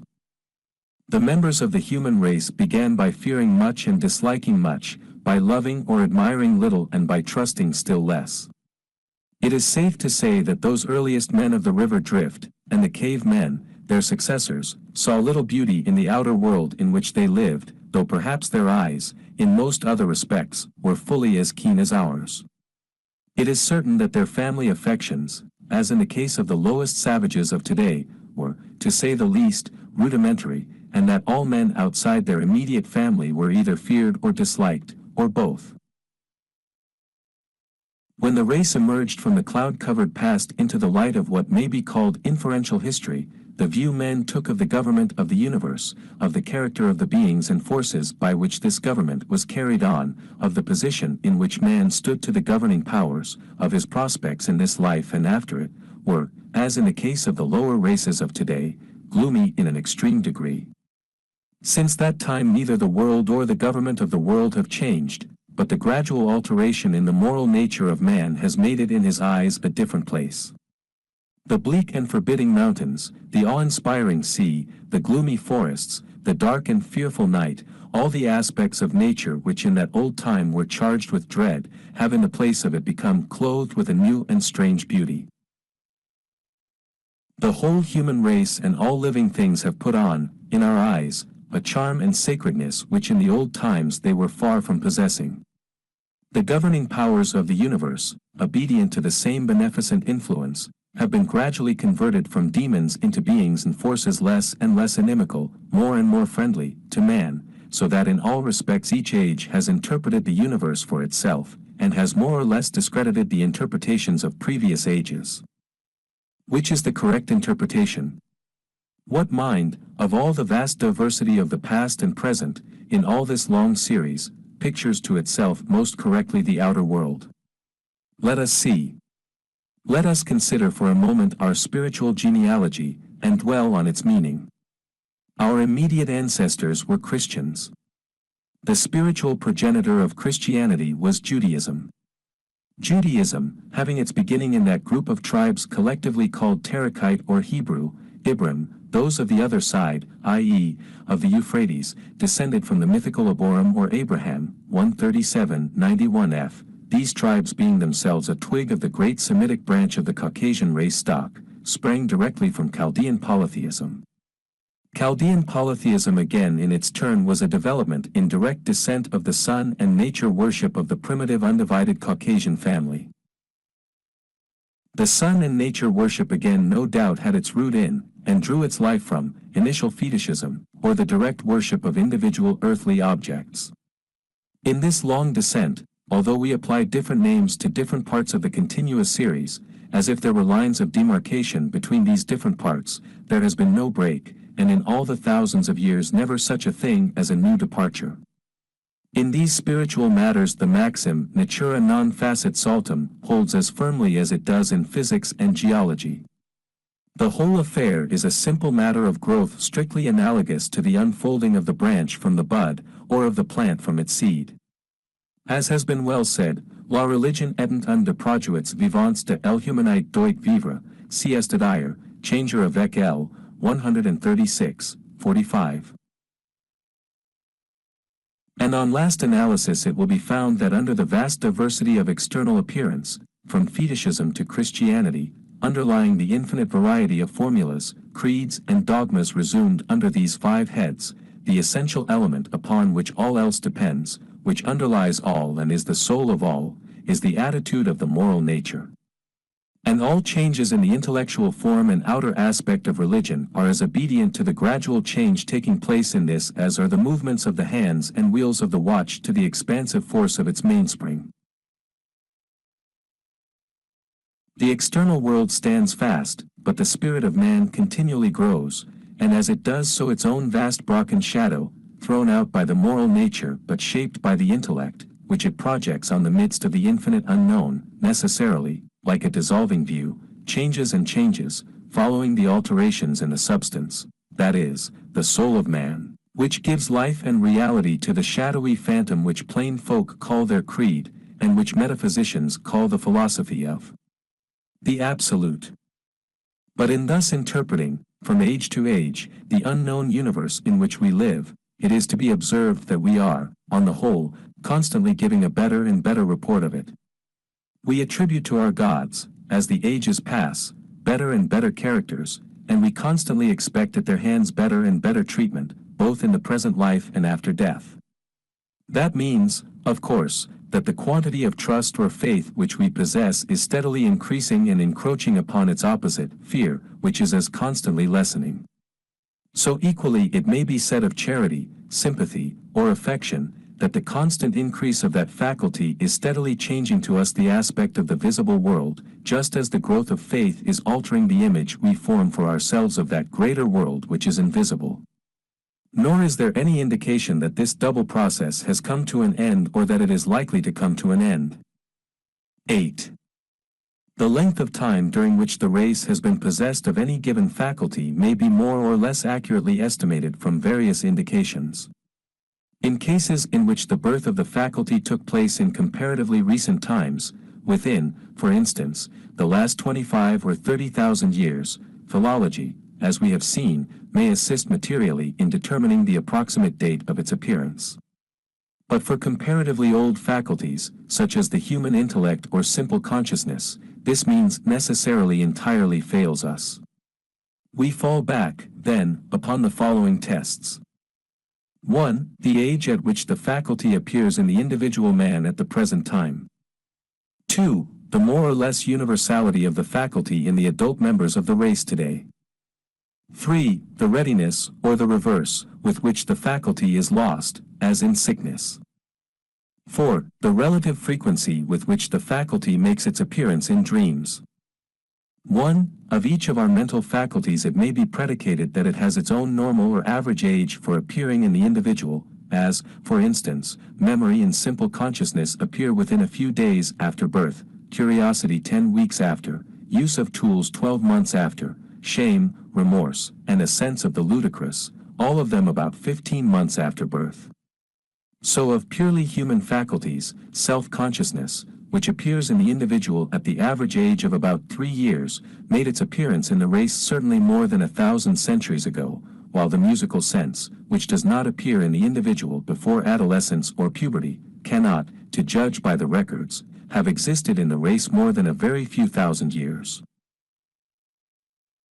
So of purely human faculties, self-consciousness, which appears in the individual at the average age of about 3 years, made its appearance in the race certainly more than 1,000 centuries ago, while the musical sense, which does not appear in the individual before adolescence or puberty, cannot, to judge by the records, have existed in the race more than a very few thousand years.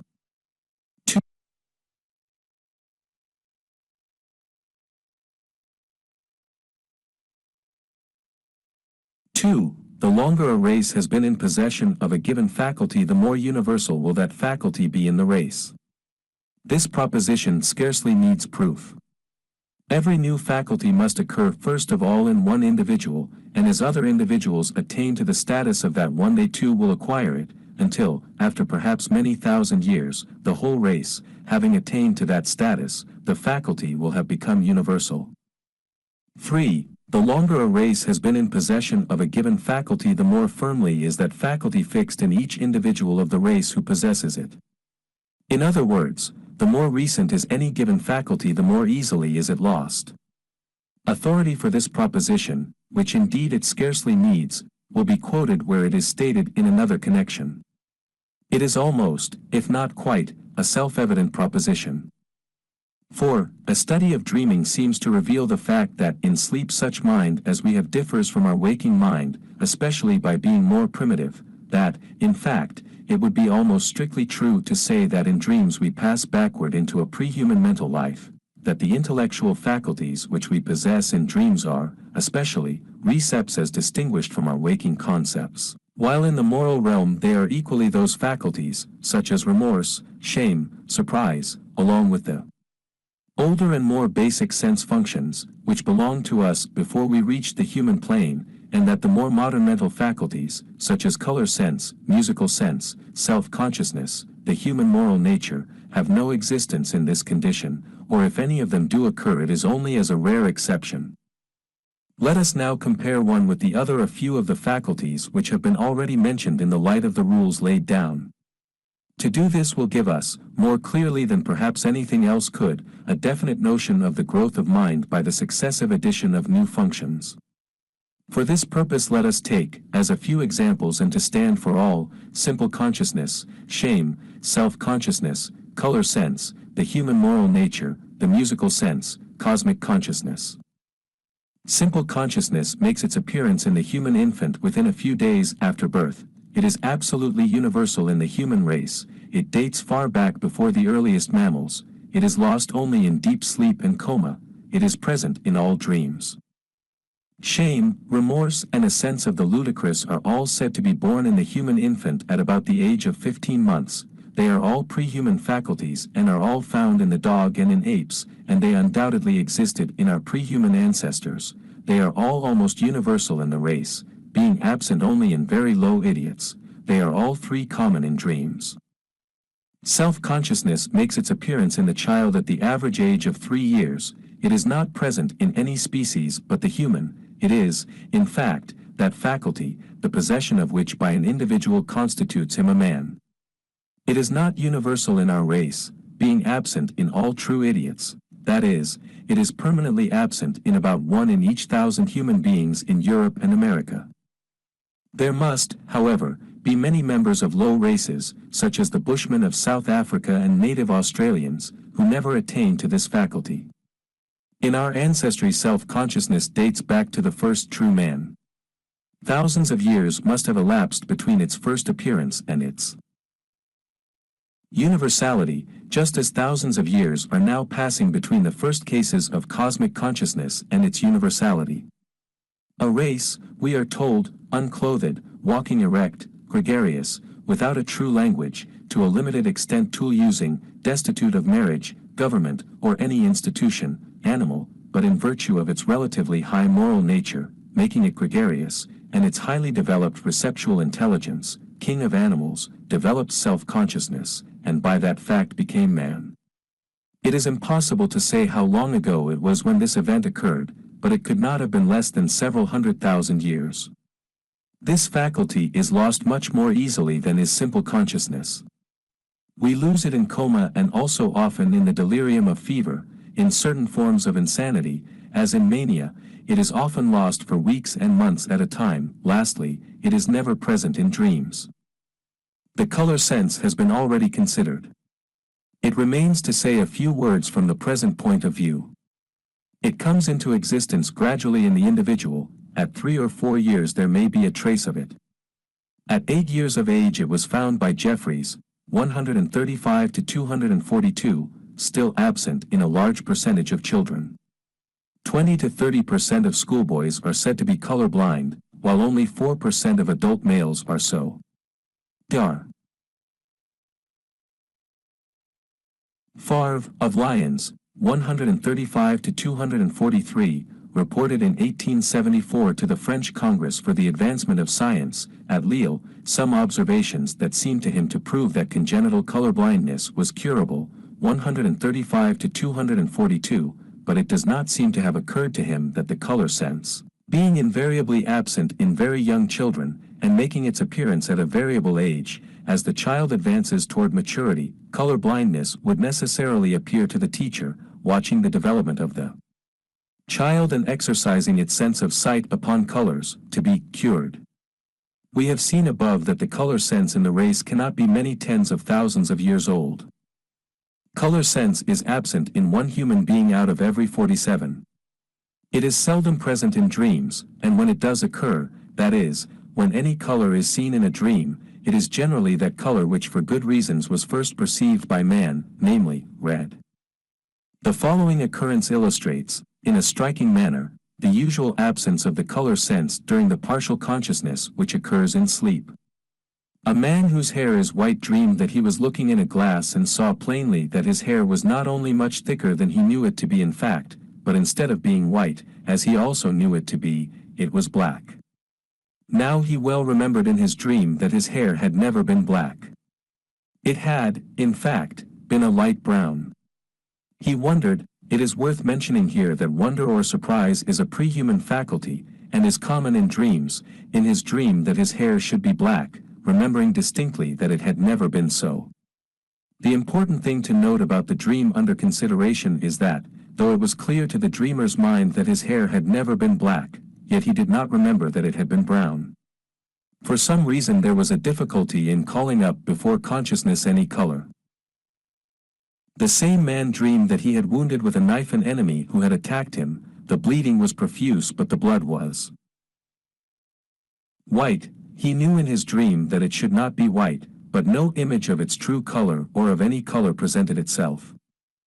The human moral nature includes many faculties, such as conscience, the abstract sense of right and wrong, sexual love as distinguished from sexual desire or instinct, parental and filial love as distinguished from the corresponding instincts. Man has both these instincts in common with the brutes as well as the higher feelings, love of our fellow men as such, love of the beautiful, awe, reverence, sense of duty or responsibility, sympathy, compassion, faith.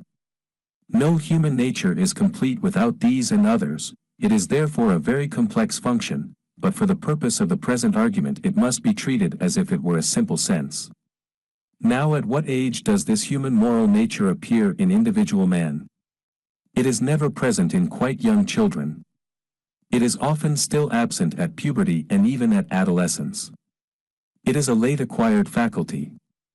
It would probably not be far wrong to say that the average age for its appearance in the individual is somewhere about 15 years. It would seem clear from a study of history that our human moral nature cannot be more than some 10 or 12,000 years old. For a careful consideration of the records that have come down to us from the early Romans, Hellenes, Hebrews, Egyptians, Assyrians, and Babylonians would indicate unmistakably that as we go back into the past this faculty tapers down toward the vanishing point, and if it continues so to taper as we ascend the ages, all of what we distinctively call our human moral nature would certainly have disappeared by the time we had got back the number of centuries mentioned, 10 or 12,000 years. In what proportion of the men and women of civilized countries does the human moral nature fail to appear? There are so many men and women who have a partial moral nature, so many who, having little or none, wear, as well as may be, the outer semblance of one. The judging of men and women in this regard is so difficult, the problem is so veiled and so complicated, that it is impossible to give more than an opinion. But let anyone who is curious read a few such books as those by Despine, 66, and Ellis, 76, then view the men and women among whom he lives by the light thus supplied, and he will be forced to the conclusion that the proportion of the adults who have little or no, or an undeveloped, moral nature is far greater than of those who have little or no, or an undeveloped, color sense. We probably should not be far wrong if we said that at least 40 men and women out of every 1,000 in America and Europe are in the position indicated. Then how many races of men are there still living upon the earth, none or very few of the members of which have what could be called from the point of view of our civilization a human moral nature?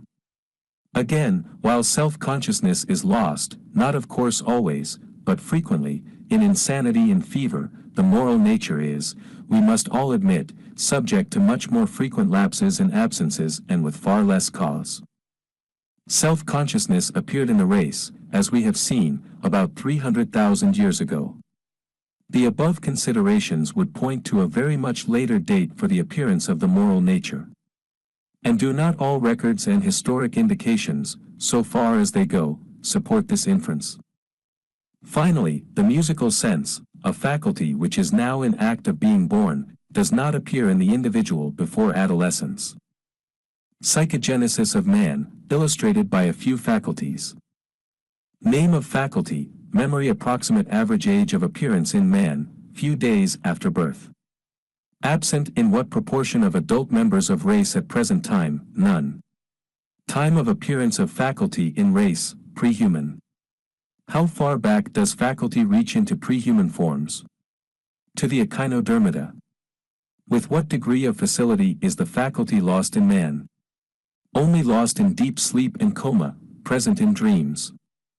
Name of faculty, simple consciousness. Approximate average age of appearance in man, few days after birth.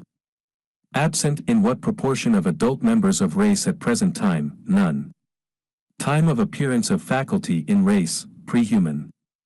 How far back does faculty reach into prehuman forms? To the echinodermata. With what degree of facility is the faculty lost in man? Only lost in deep sleep and coma, present in dreams.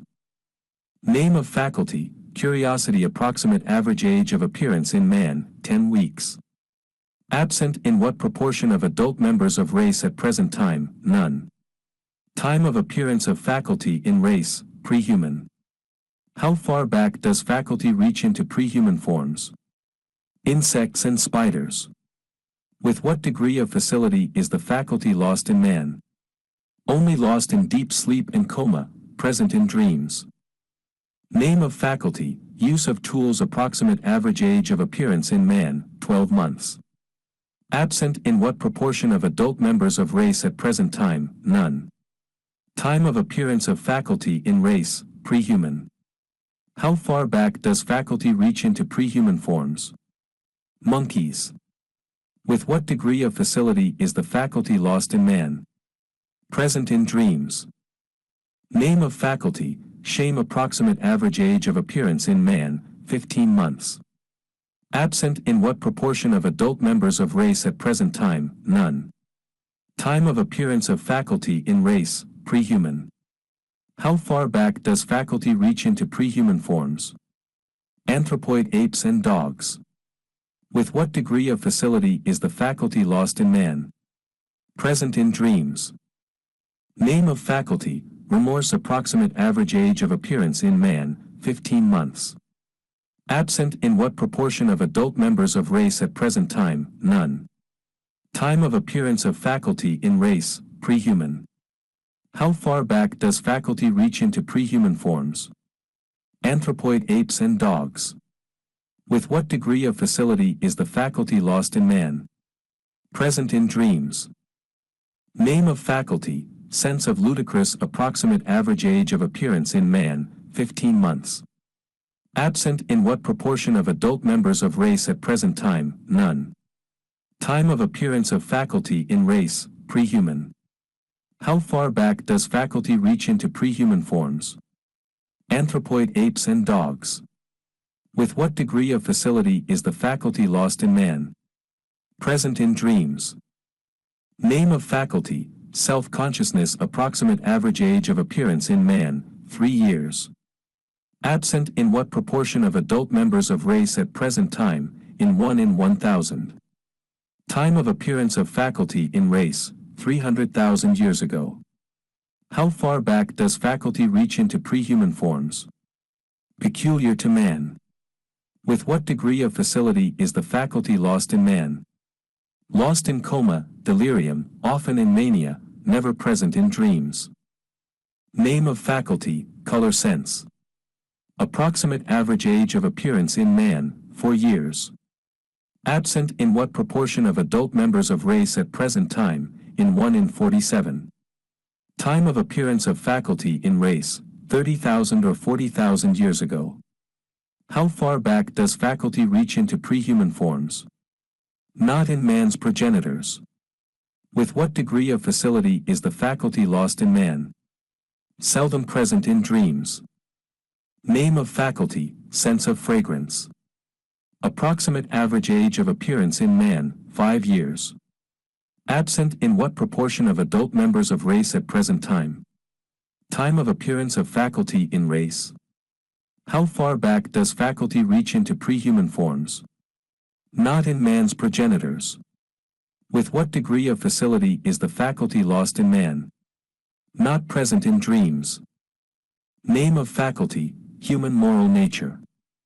Approximate average age of appearance in man, 15 years. Absent in what proportion of adult members of race at present time? In 1 in 20 or 25. Time of appearance of faculty in race, 10,000 years ago. How far back does faculty reach into prehuman forms? Peculiar to man. With what degree of facility is the faculty lost in man? Unstable, easily and constantly lost, not present in dreams. Name of faculty, musical sense. Approximate average age of appearance in man, 18 years. Absent in what proportion of adult members of race at present time? In more than half. Time of appearance of faculty in race, less than 5,000 years ago. How far back does faculty reach into pre-human forms? Not in man's progenitors. With what degree of facility is the faculty lost in man? Only occasionally present, hardly ever present in dreams, even in case of musicians. Name of faculty, cosmic consciousness. Approximate average age of appearance in man, 35 years. Absent in what proportion of adult members of race at present time, in all but one in many millions. Time of appearance of faculty in race, just dawning now. How far back does faculty reach into pre-human forms? Peculiar to man. With what degree of facility is the faculty lost in man? Only present few seconds to few hours in any case, then passes away of itself. It does not exist in more than half the members of our race. It has existed less, perhaps considerably less, than 5,000 years. It is never, or almost never, present in dreams, even in the case of professional musicians. While self-consciousness in insanity is lost, as said, occasionally, the musical sense in that condition might be said to be invariably lost, at least after an experience of 25 years, with about 5,000 cases of lunacy. The writer cannot recall a case where the musical sense was retained, the person being insane. The accompanying summary, in tabular form, of the main facts concerning the evolution of the faculties mentioned in some others, will make, it is believed, the whole subject more intelligible than any long exposition thereof. The figures in the table and text are not given as being exact, but for the sake of conveying a clear idea which it is thought will be correct enough for the present purpose. To sum up, as ontogeny is nothing else but phylogeny in pedo, that is, as the evolution of the individual is necessarily the evolution of the race in an abridged form, simply because it cannot in the nature of things be anything else, cannot follow any other lines, there being no other lines for it to follow, it is plain that organs and faculties, speaking broadly and generally, must appear in the individual in the same order in which they appeared in the race, and the one being known, the other may with confidence be assumed. When a new faculty appears in a race, it will be found, in the very beginning, in one individual of that race, later it will be found in a few individuals, after a further time in a larger percentage of the members of the race, still later in half the members, and so on, until, after thousands of generations, an individual who misses having the faculty is regarded as a monstrosity. Note, too, and this is important, when the new faculty appears, especially if it be in the direct line of the ascent of the race, as in the case of simple, self, or cosmic, consciousness, it must appear first in a member, then in members, of the race who have reached full maturity. For an immature individual, other things being equal, cannot overpass or go beyond a mature individual of the same race. Thus, as the eons pass, has the great trunk of the tree of life grown taller and from time to time shot forth twigs which have grown to branches, and these again to noble limbs, which in their turn have put out twigs and branches, many of them of great size and in number uncountable. We know that the tree has not ceased to grow, that even now, as always, it is putting forth new buds, and that the old shoots, twigs and branches are most of them increasing in size and strength. Shall the growth stop today? It does not seem likely.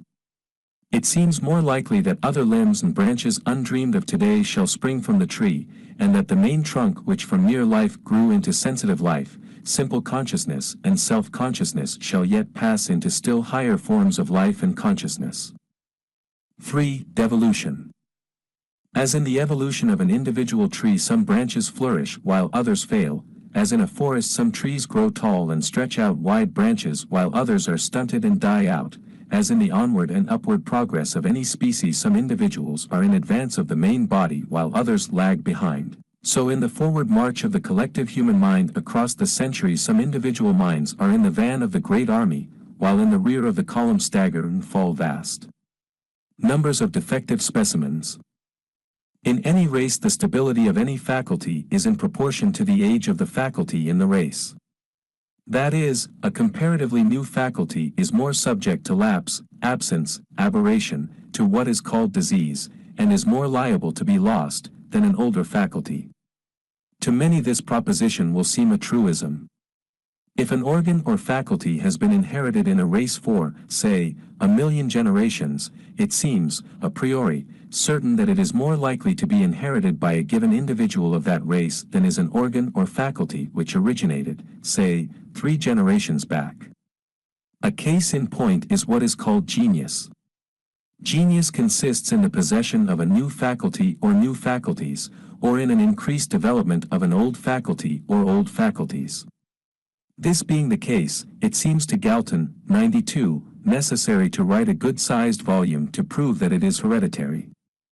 So far was that from being an obvious fact that even yet the heredity of genius is far from being universally accepted. But no one ever wrote a book to prove that either sight, hearing, or self-consciousness is hereditary, because every one, even the most ignorant, knows without any argument that they are so. On the point in question Darwin says, speaking of horses, the want of uniformity in the parts which, at the time, are undergoing selection chiefly depends on the strength of the principle of reversion, 67, 288. That is, parts or organs which are undergoing change by means of selection are liable to lose what has been gained by reverting to the initial condition. And again he says, it is a general belief among breeders that characters of all kinds become fixed by long-continued inheritance, 67, 289. In another place he speaks of the fluctuating and, as far as we can judge, never-ending variability of our domestic productions, the plasticity of their whole organization, 67, 485, and he attributes this instability to the recent changes these have undergone under the influence of the artificial selection to which they have been subjected. And in still another place Darwin speaks of the extreme variability of our domesticated animals and cultivated plants. But it is scarcely necessary to carry this argument further. Anyone who is willing to give the matter a thought will admit that the shorter time an organ or faculty has been possessed by a race, the more unstable must it be in the race, and, consequently, in the individual, the more liable will it be to be dropped, the more liable to be defective, the more liable to vary, the more liable to be or to become imperfect, as we say, diseased. And that, per contra, the longer time an organ or faculty has existed in any race, the more certain it is to be inherited and the more certain it is to assume a definite, typical character, that is, the more certain it is to be normal, the more certain it is to agree with the norm or type of the said organ or faculty.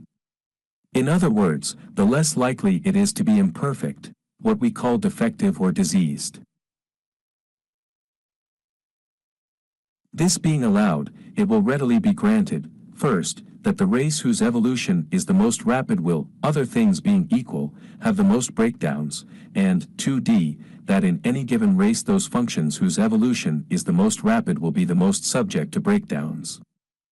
If these principles be applied to the domesticated animals, which have, most of them, within the last few hundred generations, been much differentiated by artificial selection, they will explain what has often been looked upon as anomalous, namely, the much greater liability to disease and early death of these as compared with their wild prototypes. For that domestic animals are more liable to disease and premature death than wild, is admitted on all hands.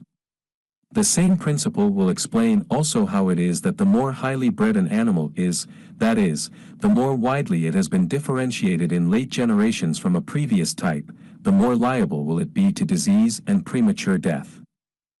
Taking now these general rules home to ourselves, to the human race, we find them to mean that those organs and functions which have been the latest acquired will be most often defective, absent, abnormal, diseased.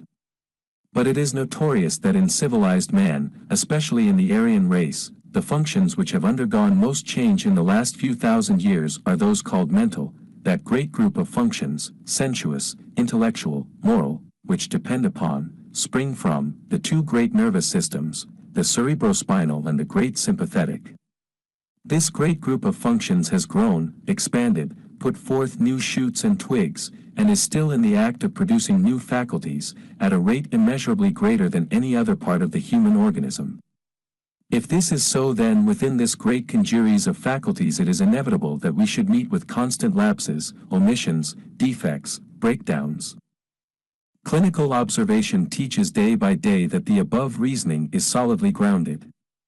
It presents lapses of all degrees and in unlimited varieties, lapses in sense function, such as colorblindness and music deafness, lapses in the moral nature, of the whole or a part, in the intellect, of one or several faculties, or lapses, more or less complete, of the whole intellect, as in imbecility and idiocy.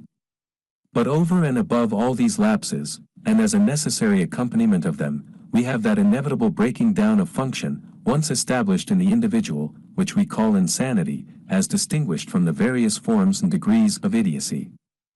For it is easy to see that if a function or faculty belonging to any given species is liable for any general cause to be dropped in a certain proportion of the individuals of that species, it must be also liable to become diseased, that is, to break down, in cases where it is not dropped. For if the faculty in question is by no means always developed in the individual, if it quite frequently fails to appear, that must mean that in many other cases in which it does appear it will not be fully and solidly formed. We cannot imagine a jump from the total non-appearance of a given function in certain members of a species to the absolute perfection and solidity of the same function in the rest of the members. We know that species do not grow that way. We know that in a race in which we have some men 7 feet high and others only 4 that we shall find, if we look, men of all statures between these extremes.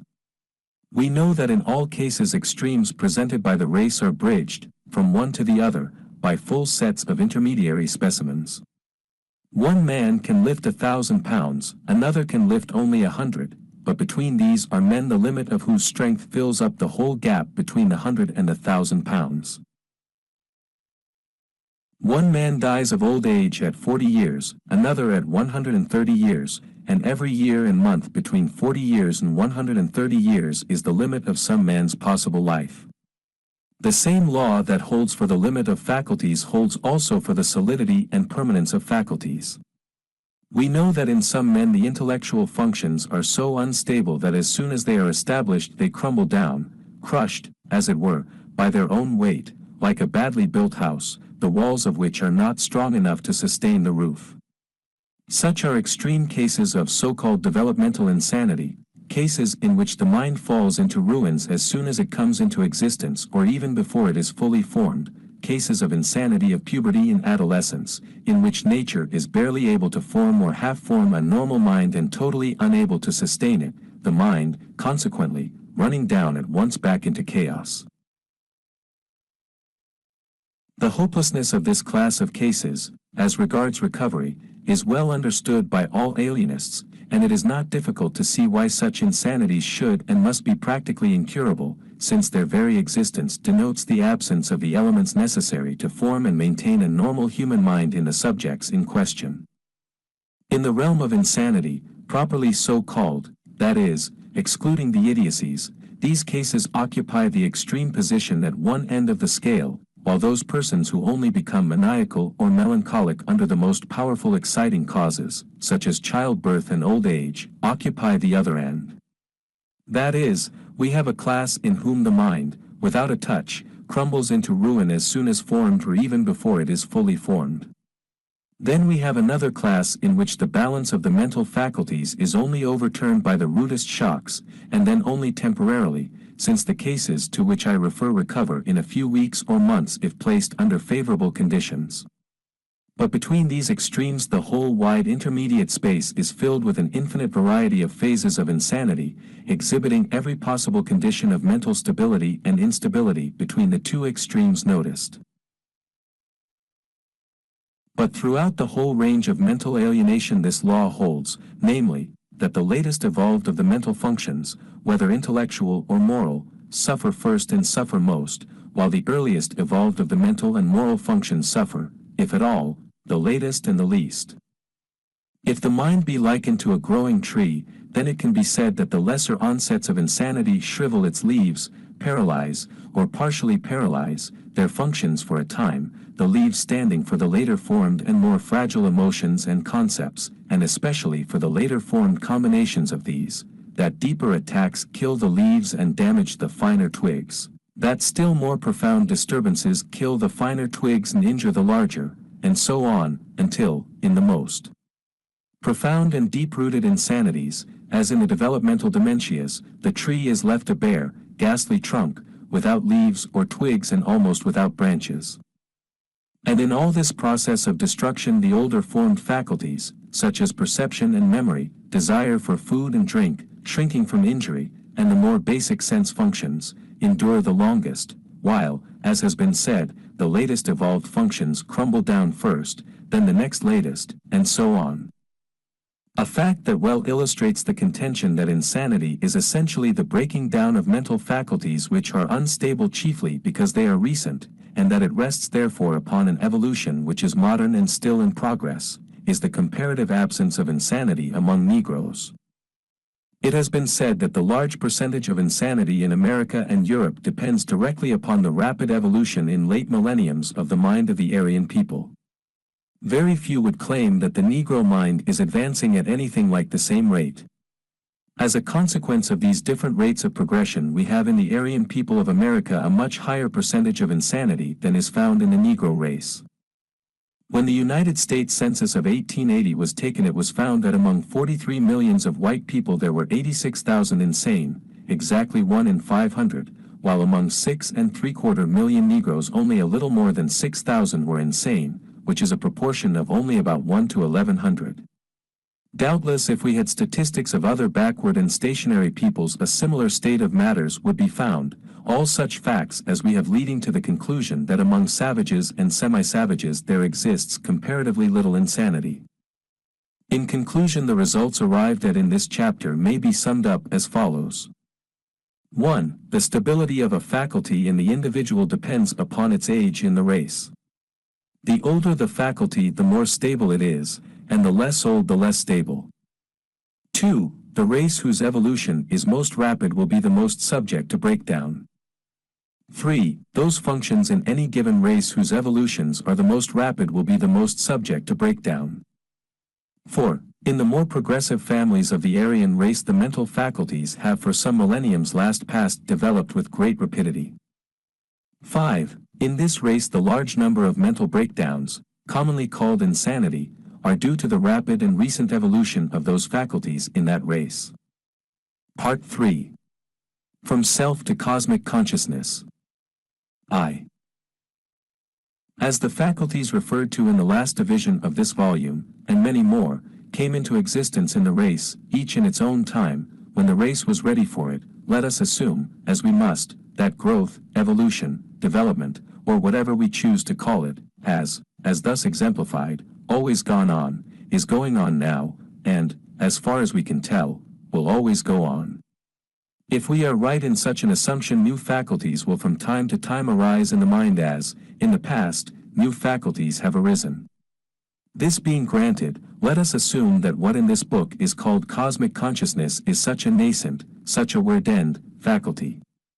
And now let us see what we know about this new sense, state, faculty, or whatever it may be called. And, first, it may be noted that the new sense does not appear by chance in this man or that. It is necessary for its appearance that an exalted human personality should exist and supply the preconditions for its birth. In the great cases especially is there an exceptional development of some or all of the ordinary human faculties. Note particularly, since that case is unmistakably known to us, the singular perfection of the intellectual and moral faculties and of the special senses in Walt Whitman, 103, 57-71. It is probable that an approximation to this evolutionary excellence is necessary in all cases. Then certainly in some, probably in all, cases the person has an exceptional physique, exceptional beauty of build and carriage, exceptionally handsome features, exceptional health, exceptional sweetness of temper, exceptional magnetism. 2. The faculty itself has many names, but they have not been understood or recognized. It will be well to give some of them here. They will be better understood as we advance. Either Gautama himself or some one of his early disciples called it nirvana because of the extinction of certain lower mental faculties, such as the sense of sin, fear of death, desire of wealth, etc., etc., which is directly incident upon its birth. This subjugation of the old personality along with the birth of the new is, in fact, almost equivalent to the annihilation of the old and the creation of a new self. The word nirvana is defined as the state to which the Buddhist saint is to aspire as the highest aim and highest good. Jesus called the new condition the kingdom of God or the kingdom of heaven because of the peace and happiness which belong to it and which are perhaps its most characteristic features. Paul called it Christ. He speaks of himself as a man in Christ, of them that are in Christ. He also calls it the Spirit and the Spirit of God. After Paul had entered cosmic consciousness, he knew that Jesus had possessed the cosmic sense and that he was living, as it were, the life of Jesus, that another individuality, another self, lived in him. This second self he called Christ, the divinely sent deliverer, identifying it not so much with the man Jesus, as with the deliverer which was to be sent and which had been sent in his person, who was both Jesus, the ordinary self-conscious man, and Messiah, the herald and exemplar of the new, higher race. The duplex personality of men having cosmic consciousness will appear many times as we proceed and will be seen to be a constant and prominent phenomenon. Muhammad called the cosmic sense Gabriel, and seems to have looked upon it as a distinctly separate person who lived in him and spoke to him. Dante called it Beatrice, making happy, a name almost or quite equivalent to kingdom of heaven. Balzac called the new manna specialist and the new condition specialism. Whitman called cosmic consciousness my soul, but spoke of it as if it were another person, for instance. O soul repressless, I with thee and thou with me. We two take ship, O soul. With laugh and many a kiss. O soul, thou pleasest me, I thee. Bacon, in the Sonnets, has treated the cosmic sense so emphatically as a distinct person that the world for 300 years has taken him at his word and has agreed that the person in question, whatever his name may have been, was a young friend of the poet's. To illustrate the objectification of this purely subjective phenomenon, though it must be remembered that to the person with cosmic consciousness the terms objective and subjective lose their old meaning, and objects gross and the unseen soul become one, it will not be amiss to quote a passage, 173:5, from a poet who, though he is a case of cosmic consciousness, is not included in the present volume for the reason that the present writer has not been able to obtain the details necessary for that purpose. So mused a traveler on the earthly plane, being in himself a type of all mankind. For aspirations dim at first possessed him only, rising vaguely in his dreams, till in ripe years his early musings changed to inspiration and the light of soul. Then vision came, and in the light he saw what he had hoped now openly revealed, and much besides, the inmost soul of things, and beauty as the crown of life itself, ineffable, transcending mortal form, for robed in light, no longer fantasy, before his gaze the true ideal stood, sublimely fair, beyond conception, clothed in beauty and divinest symmetry. Yet pined he not like him of Latmos when in dreaming ecstasy, upon the hills beneath the moon, he saw his love unveiled, for well he knew the crowning of his life was in that vision and would be fulfilled. Nay, was fulfilled, for henceforth by his side a radiant being stood, his guiding light and polar star, that as a magnet held him in the hold of ever-during love. But how describe this being henceforth his? What words can tell what words transcend, but say that she was fair beyond all human thought?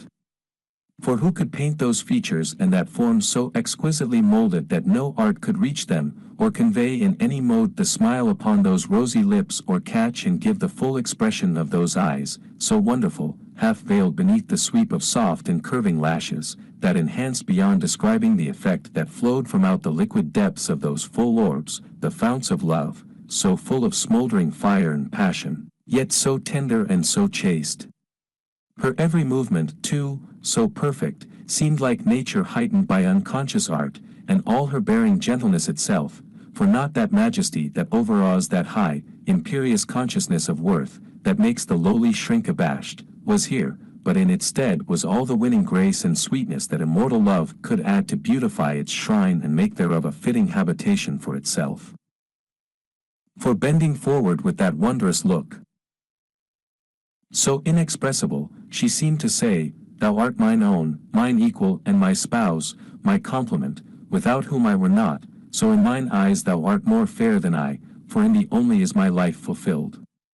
Then added, in harmonious voice, aloud, "Thou long hast thought upon life's mystery, its vast, eternally recurring rounds of rest and rebirth and activity, and sought therein the passage of the soul from light to dark, from dark to light again.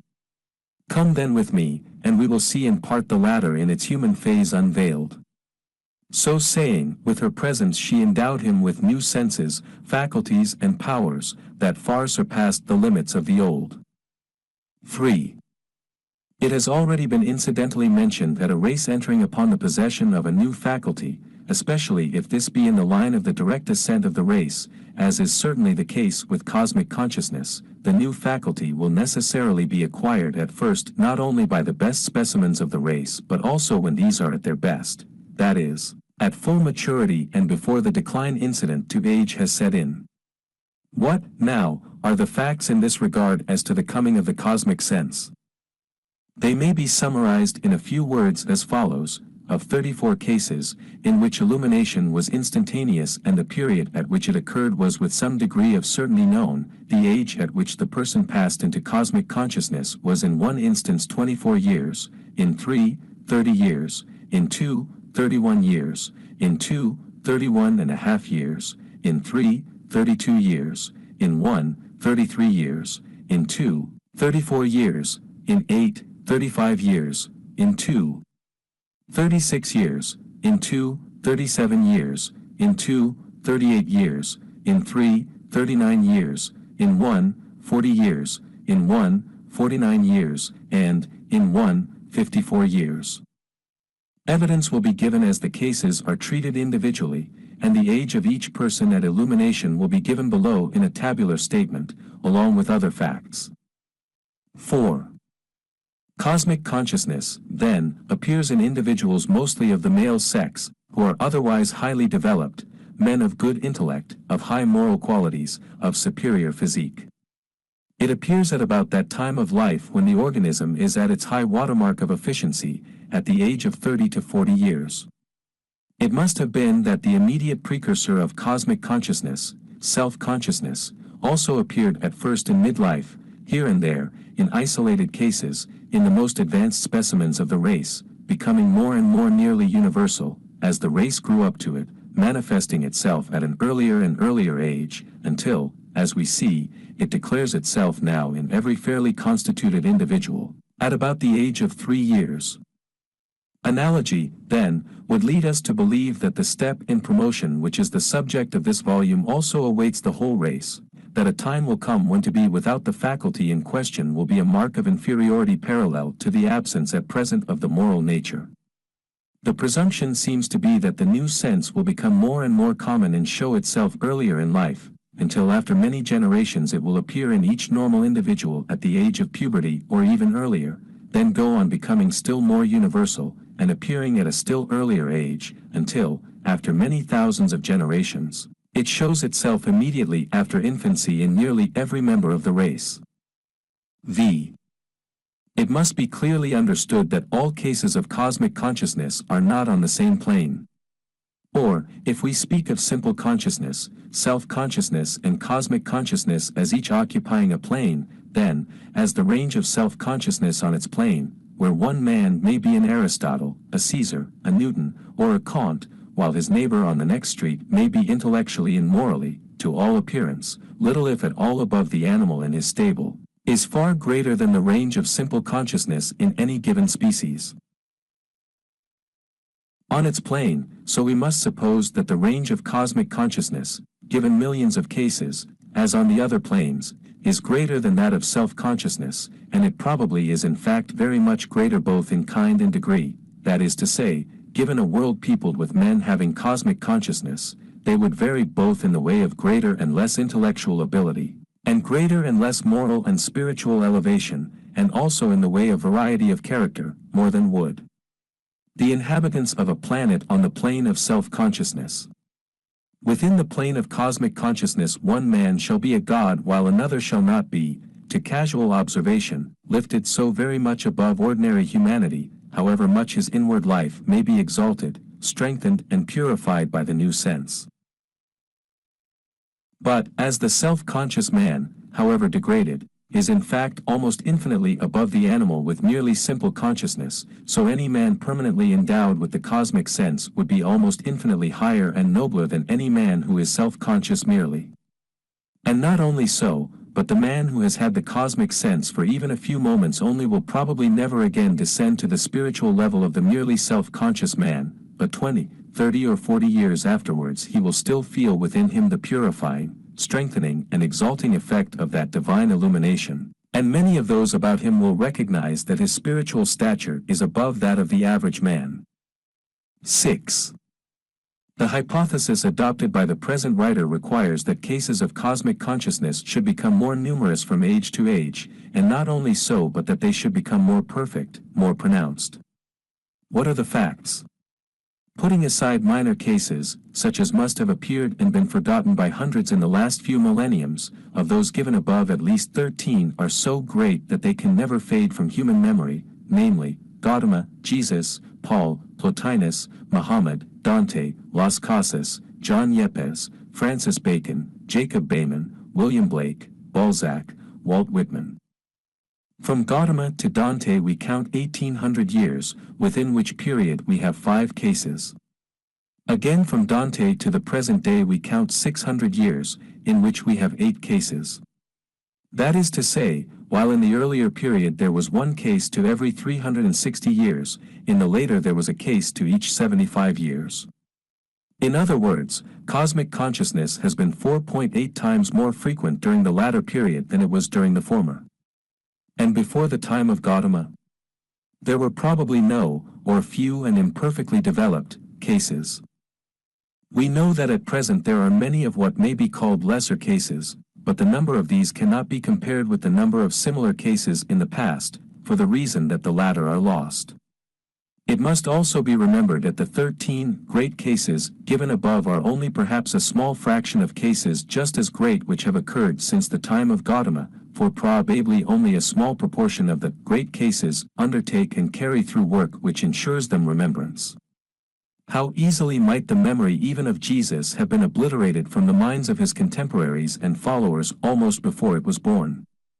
Many today think that, all else granted, if he had not been immediately followed by Paul, his work and name would have expired together almost with the generation that heard him speak. So true is this that so able a man as Auguste Comte considers Saint Paul le vrai fondateur du Catholicisme, which in this connection is synonymous with Christianism, 65:356, gives him the 8th month in the Calendrier Positivist, 65:332, and does not even award a day to Jesus. So little part did this latter seem to him to have played in the evolution of religion and of the race. And even of those who write, the work and memory must have often died and been lost.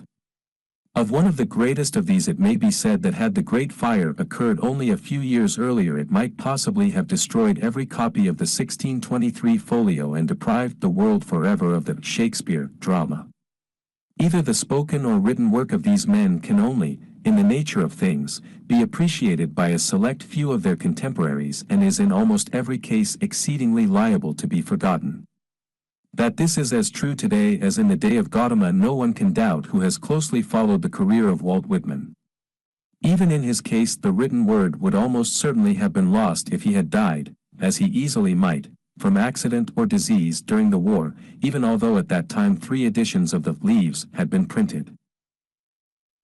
He himself did not consider his message secure from extinction even almost down to the time of his death, although he had labored unremittingly for 35 years at the planting of it. Then as to the relative greatness of ancient and modern cases. The judgment of the world at large must necessarily be against the latter, because the time required to arrive at an appreciation of them has not elapsed. And what is reason and so-called common sense worth in such a question as this, anyway? As Victor Hugo says of les génies, choicer entre ces hommes, preferer l'un à l'autre, indiquer du doit le premier parmi ces premiers, c'est la nese put, 96:72-3. What living man, indeed, is able to say, time enough having surely gone by, who was the greater, Gautama or Jesus? And if we cannot decide between these two, still less can we between either of them and, for instance, Whitman. Many believe today that the last named was the greatest spiritual force yet produced by the race, which would mean that he is the greatest case of cosmic consciousness to date. But the balance of opinion would be, of course, thousands to one averse to this contention. 7.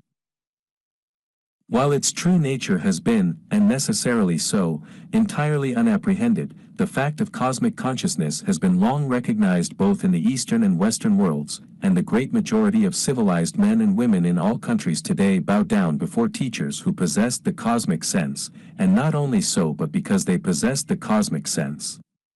And not only does the world at large look up with reverence to these men, but perhaps it would be nothing more than the simple truth to say that all uninspired teachers derive the lessons which they transmit directly or indirectly from the few who have been illumined. 8. It seems that in every, or nearly every, man who enters into cosmic consciousness apprehension is at first more or less excited, the person doubting whether the new sense may not be a symptom or form of insanity. Muhammad was greatly alarmed. I think it is clear that Paul was, and others to be mentioned further on were similarly affected. The first thing each person asks himself upon experiencing the new sense is, does what I see and feel represent reality, or am I suffering from a delusion? The fact that the new experience seems even more real than the old teachings of simple and self-consciousness does not at first fully reassure him, because he probably knows that delusions, when present, possess the mind just as firmly as do actual facts. True or not true, each person who has the experience in question eventually, perforce, believes in its teachings, accepting them as absolutely as any other teachings whatsoever. This, however, would not prove them true, since the same might be said of the delusions of the insane. How, then, shall we know that this is a new sense, revealing fact, and not a form of insanity, plunging its subject into delusion? In the first place, the tendencies of the condition in question are entirely unlike, even opposite to, those of mental alienation, these last being distinctly immoral or even immoral, while the former are moral in a very high degree. In the second place, while in all forms of insanity self-restraint, inhibition, is greatly reduced, sometimes even abolished, in cosmic consciousness it is enormously increased. The absolute proof of this last statement can be found in the lives of the men here cited as examples. In the third place, whatever the scoffers of religion may say, it is certain that modern civilization, speaking broadly, rests, as already said, very largely on the teachings of the new sense. The masters are taught by it and the rest of the world by them through their books, followers and disciples, so that if what is here called cosmic consciousness is a form of insanity, we are confronted by the terrible fact, were it not an absurdity, that our civilization, including all our highest religions, rests on delusion.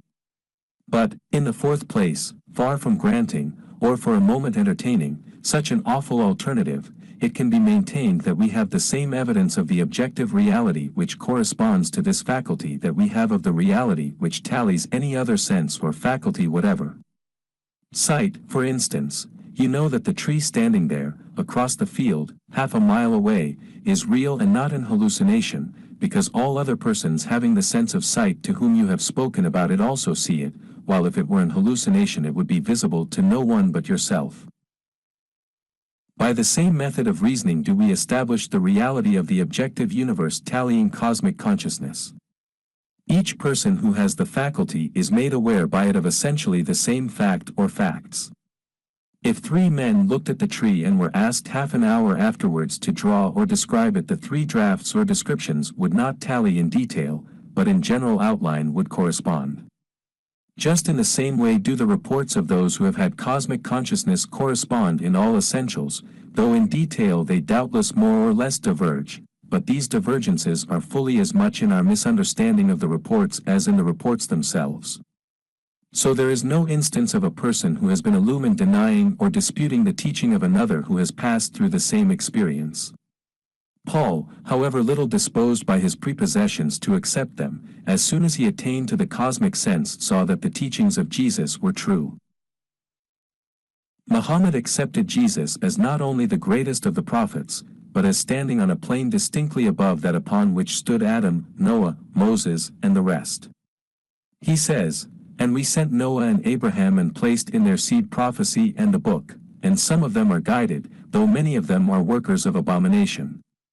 Then we followed up their footsteps with our apostles, and we followed them up with Jesus the Son of Mary, and we gave him the gospel, and we placed in the hearts of those who followed him kindness and compassion." 153, 269. And Palmer testifies, Muhammad regards our Lord with particular veneration, and even goes so far as to call him the Spirit and Word of God, the Messiah. 152, 51. Walt Whitman accepts the teachings of Buddha, Jesus, Paul, Muhammad, especially of Jesus, of whom he knew the most. As he says, accepting the Gospels, accepting him that was crucified, knowing assuredly that he is divine. 193:69. And if, as Whitman once wished, the great masters might return and study me, 193:20, nothing is more certain than that they would each and all accept him as a brother of the radiant summit.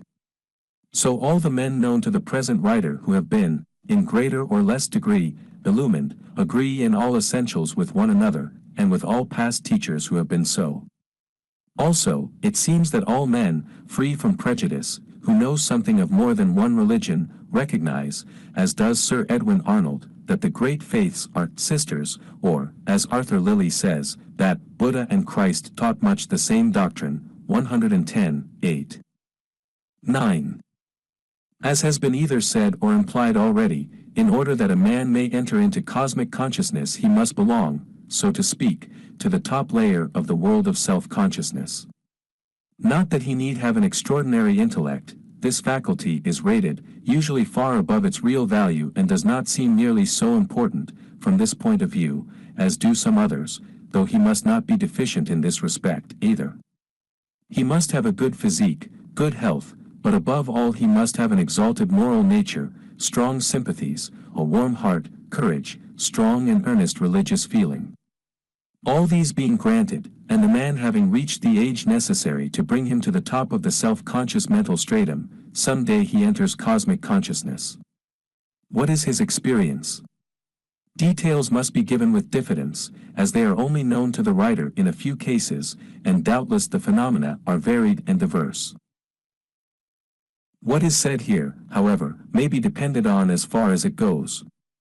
It is true of certain cases, and certainly touches upon the full truth in certain other cases, so that it may be looked upon as being provisionally correct.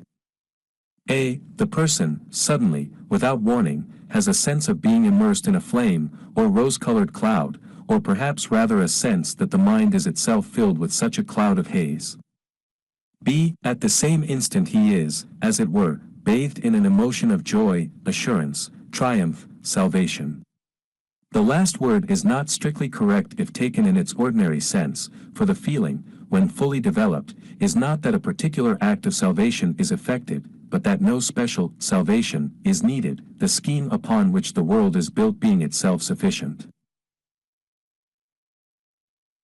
It is this ecstasy, far beyond any that belongs to the merely self-conscious life, with which the poets, as such, especially occupy themselves, as Gautama, in his discourses, preserved in the suttas, Jesus in the parables, Paul in the epistles, Dante at the end of the Purgatorio and beginning of Paradiso, Shakespeare in the sonnets, Balzac in Seraphita, Whitman in the Leaves, Edward Carpenter in Towards Democracy, leaving to the singers the pleasures and pains, loves and hates, joys and sorrows, peace and war, life and death, of self-conscious man, though the poets may treat of these, too, but from the new point of view, as expressed in the Leaves, I will never again mention love or death inside a house, 193:75, that is, from the old point of view, with the old connotations. C. Simultaneously or instantly following the above sense and emotional experiences there comes to the person an intellectual illumination quite impossible to describe. Like a flash, there is presented to his consciousness a clear conception, a vision, in outline of the meaning and drift of the universe. He does not come to believe merely, but he sees and knows that the cosmos, which to the self-conscious mind seems made up of dead matter, is in fact far otherwise, is in very truth a living presence. He sees that instead of men being, as it were, patches of life scattered through an infinite sea of non-living substance, they are in reality specks of relative death in an infinite ocean of life.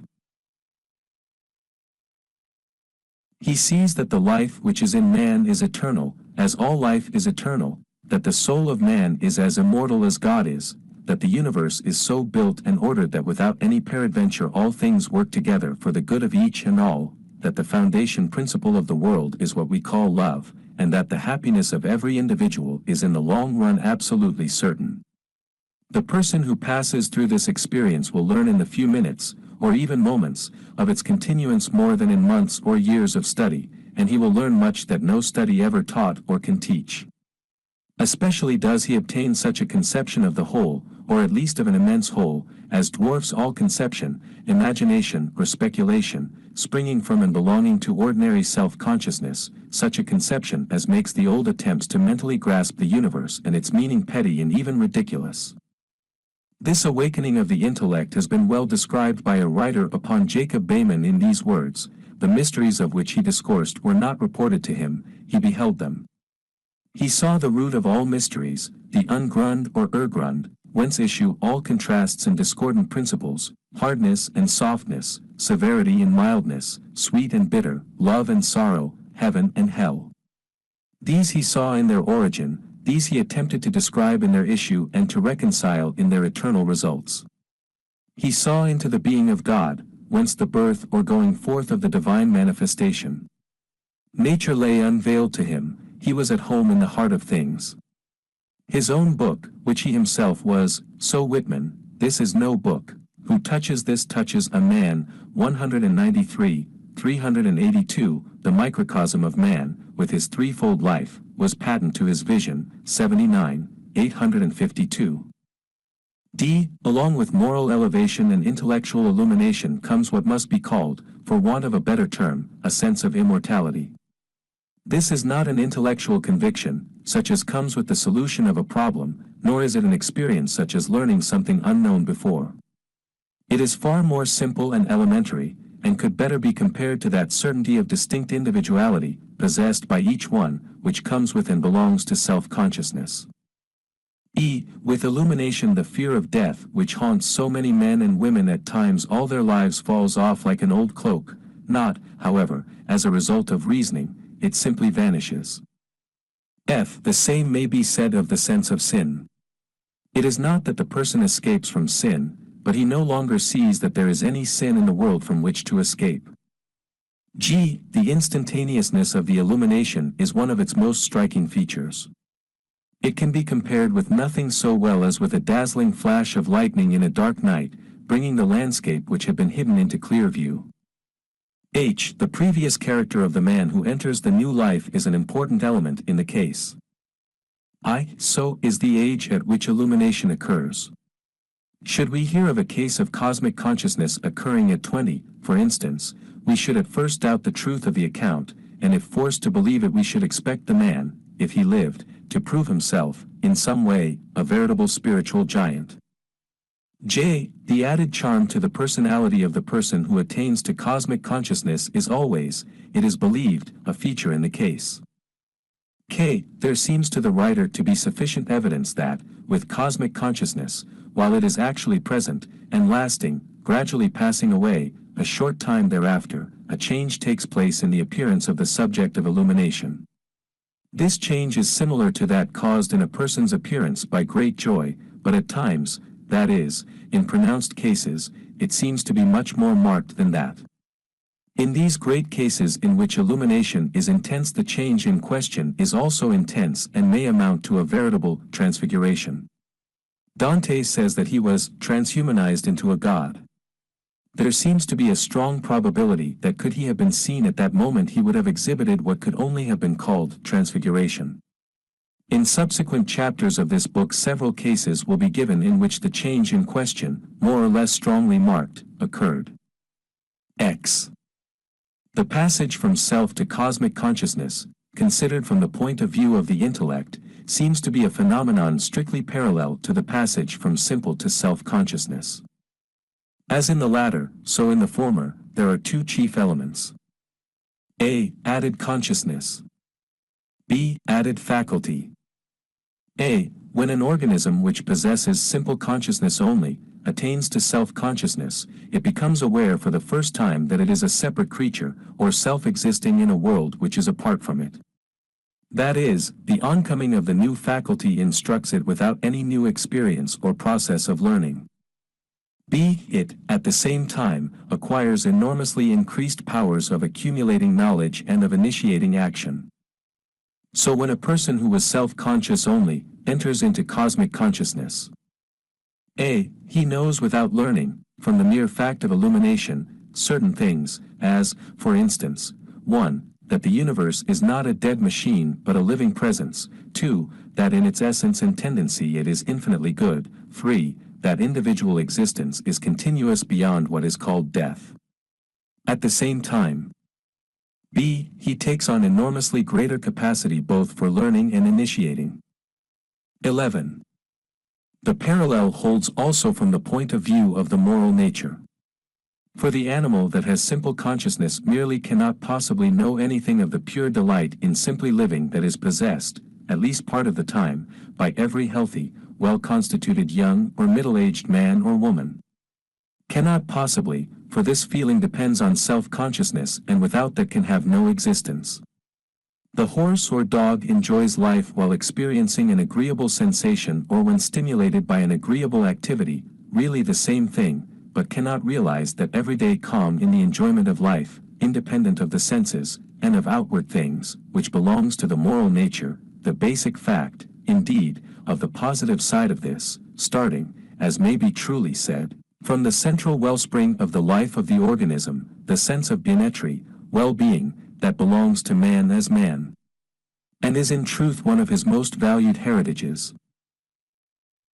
This constitutes a plane or plateau, in the region of the moral nature, upon which the sentient creature steps when passing, or as it passes, from simple to self-consciousness. Corresponding with this moral ascent and with those steps, above noted, taken by the intellect from simple to self, and from self to cosmic consciousness, is the moral ascent that belongs to the passage from self to cosmic consciousness. This can only be realized, therefore only described, by those who have passed through the experience. What do they say about it? Well, read what Gautama and the Illuminati of the Buddhists tell us of nirvana, namely, that it is the highest happiness, 156:9.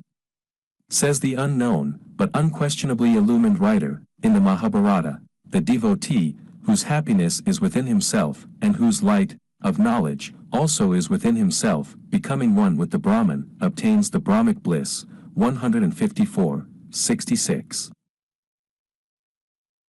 Note the dicta of Jesus on the value of the kingdom of heaven, to purchase which a man sells all that he has. Remember the worth that Paul ascribes to Christ, and how he was caught up into the third heaven. Reflect on Dante's transhumanization from a man into a god, and on the name he gives the cosmic sense, Beatrice, making happy. Here, too, is his distinct statement of the joy that belongs to it. That which I was seeing seemed to me a smile of the universe, for my inebriation was entering through the hearing and through the sight. O joy! O ineffable gladness! O life entire of love and of peace! O riches secure without longing! 72:173. See what Bayman says on the same subject. Earthly language is entirely insufficient to describe what there is of joy, happiness, and loveliness contained in the inner wonders of God. Even if the Eternal Virgin pictures them to our minds, man's constitution is too cold and dark to be able to express even a spark of it in his language. 97:85. Observe Alukanam's oft-repeated exclamation, Sandosium, Sandosium epitham, joy, always joy. And again Edward Carpenter's, all sorrow finished, the deep, deep ocean of joy within, being filled with joy, singing joy unending. Above all, bear in mind the testimony of Walt Whitman, testimony unvarying, though given in ever-varying language, and upon almost every page of the leaves, covering 40 years of life, I am satisfied, I see, dance, laugh, sing. Wondering, amazed at my own lightness and glee. Oh, the joy of my spirit, it is uncaged, it darts like lightning. I float this carol with joy to thee, O death. And that forecast of the future taken from his own heart, that future, when through these states walk 100 millions of superb persons, that is, persons possessed of the cosmic sense. And finally, the ocean filled with joy, the atmosphere all joy. Joy, joy, in freedom, worship, love. Joy in the ecstasy of life, enough to merely be. Enough to breathe. Joy, joy. All over joy, 193, 358. 12. Well, someone will say, if these people see and know and feel so much, why don't they come out with it in plain language and give the world the benefit of it? This is what Speech said to Whitman, Walt, you contain enough, why don't you let it out, then? 193, 50. But he tells us, when I undertake to tell the best I find I cannot, my tongue is ineffectual on its pivots, my breath will not be obedient to its organs, I become a dumb man, 193, 179. So Paul, when he was caught up into paradise, heard unspeakable words. And Dante was not able to recount the things he saw in heaven. My vision, he says, was greater than our speech, which yields to such a sight, 72, 212. And so of the rest. The fact of the matter is not difficult to understand, it is that speech, as fully explained above, is the tally of the self-conscious intellect, can express that and nothing but that, does not tally and cannot express the cosmic sense, or, if at all, only in so far as this may be translated into terms of the self-conscious intellect. 13. It will be well to state here, partly in recapitulation, for the benefit of the reader of the next two parts, briefly and explicitly, the marks of the cosmic sense. They are: A. The subjective light. B. The moral elevation. C. The intellectual illumination. D. The sense of immortality. E. The loss of the fear of death. F. The loss of the sense of sin. G. The suddenness, instantaneousness, of the awakening. H. The previous character of the man, intellectual, moral and physical. I. The age of illumination. J. The added charm to the personality so that men and women are always strongly attracted to the person. K. The transfiguration of the subject of the change as seen by others when the cosmic sense is actually present. 14. It must not be supposed that because a man has cosmic consciousness he is therefore omniscient or infallible. The greatest of these men are in a sense in the position, though on a higher plane, of children who have just become self-conscious. These men have just reached a new phase of consciousness, have not yet had time or opportunity to exploit or master this. True, they have reached a higher mental level, but on that level there can and will be comparative wisdom and comparative foolishness, just as there is on the level of simple or of self-consciousness. As a man with self-consciousness may sink in morals and intelligence below the higher animal with simple consciousness merely, so we may suppose a man with cosmic consciousness may, in certain circumstances, be little if at all above another who spends his life on the plane of self-consciousness. And it must be still more evident that, however godlike the faculty may be, those who first acquire it, living in diverse ages and countries, passing the years of their self-conscious life in different surroundings, brought up to view life and the interests of life from totally different points of view, must necessarily interpret somewhat differently those things which they see in the new world which they enter. The marvel is that they all see the new world for what it is as clearly as they do. The main point is that these men and this new consciousness must not be condemned because neither the men nor the new consciousness are absolute. That could not be. For should man, passing upward from plane to plane, reach an intellectual and moral position as far above that of our best men today as are those above the average mollusk, he would be as far from infallibility and as far from absolute goodness or absolute knowledge as he is at present.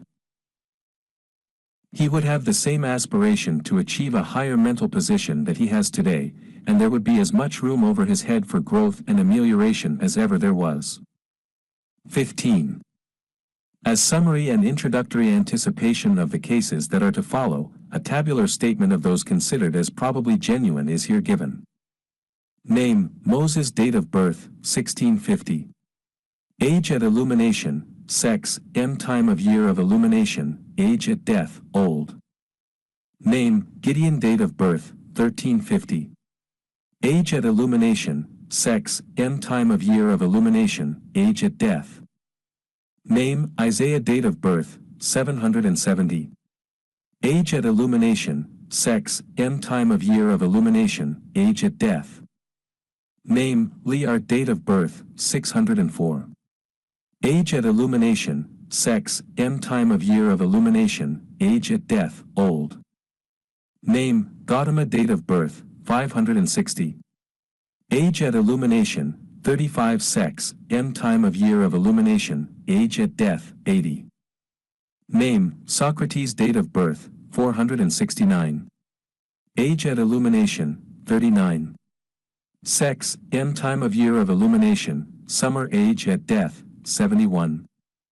Name: Jesus. Date of birth: for age at illumination, 35. Sex, time of year of illumination, January. Age at death, 38.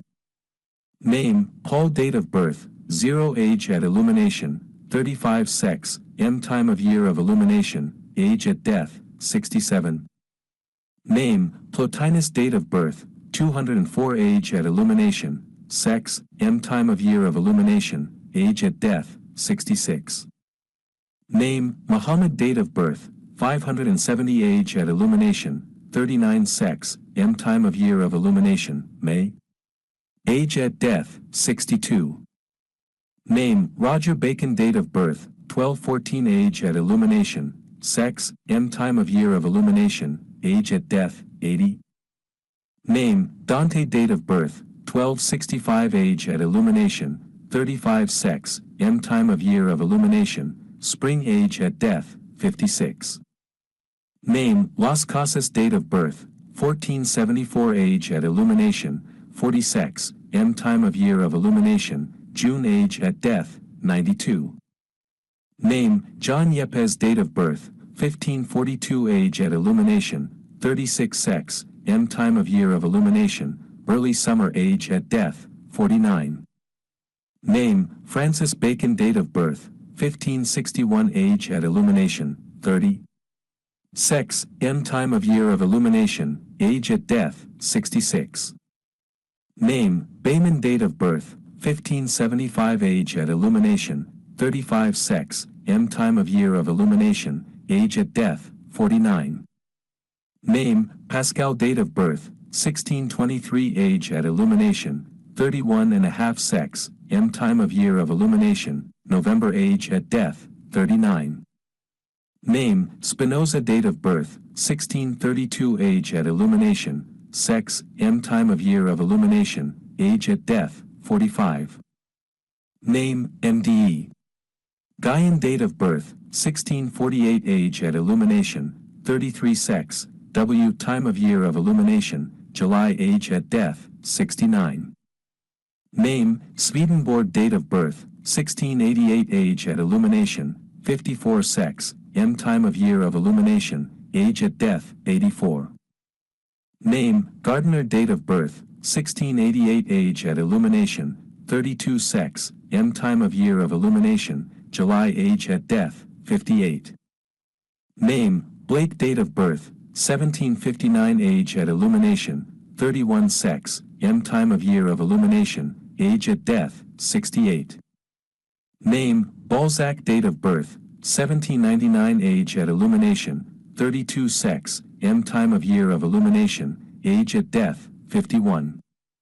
Name: J.B.B. Date of birth: 1817. Age at illumination, 38. Sex, time of year of illumination, age at death. Name, Whitman. Date of birth, 1819. Age at illumination, 34. Sex, M. Time of year of illumination, June. Age at death, 73. Name, J. B. Date of birth, 1821. Age at illumination, 38. Sex, M. Time of year of illumination, age at death, 73. Name, C. P. Date of birth, 1822. Age at illumination, 37. Sex, M. Time of year of illumination, age at death. Name, H. B. Date of birth, 1823. Age at illumination, sex, M. Time of year of illumination, age at death. Name, R. R. Date of birth, 1830. Age at illumination, 30. Sex, M. Time of year of illumination, early summer. Age at death, 69. Name, E. T. Date of birth, 1830. Age at illumination, 30. Sex, M. Time of year of illumination, age at death. Name, R. P. Date of birth, 1835. Age at illumination, sex, M. Time of year of illumination, age at death. Name, J. H. J. Date of birth, 1837. Age at illumination, 34. Sex, M. Time of year of illumination, late spring. Age at death. Name, R. M. B. Date of birth, 1837. Age at illumination, 35. Sex, M. Time of year of illumination, spring. Age at death. Name, T. S. R. Date of birth, 1840. Age at illumination, 32. Sex, M. Time of year of illumination, age at death. Name, W. H. W. Date of birth, 1842. Age at illumination, 35. Sex, M. Time of year of illumination, age at death. Name, Carpenter. Date of birth, 1844. Age at illumination, 36. Sex, M. Time of year of illumination, spring. Age at death. Name, C. M. C. Date of birth, 1844. Age at illumination, 49. Sex, W. Time of year of illumination, September. Age at death. Name, M. C. L. Date of birth, 1853. Age at illumination, 37. Sex, M. Time of year of illumination, February. Age at death. Name, J. W. W. Date of birth, 1853. Age at illumination, 31. Sex, M. Time of year of illumination, January. Age at death. Name, J. William Lloyd. Date of birth, 1857. Age at illumination, 39. Sex, M. Time of year of illumination, January. Age at death. Name, P. T. Date of birth, 1860. Age at illumination, 35. Sex, M. Time of year of illumination, May. Age at death. Name, C. Y. E. Date of birth, 1864. Age at illumination, 31 and a half. Sex, W. Time of year of illumination, September. Age at death.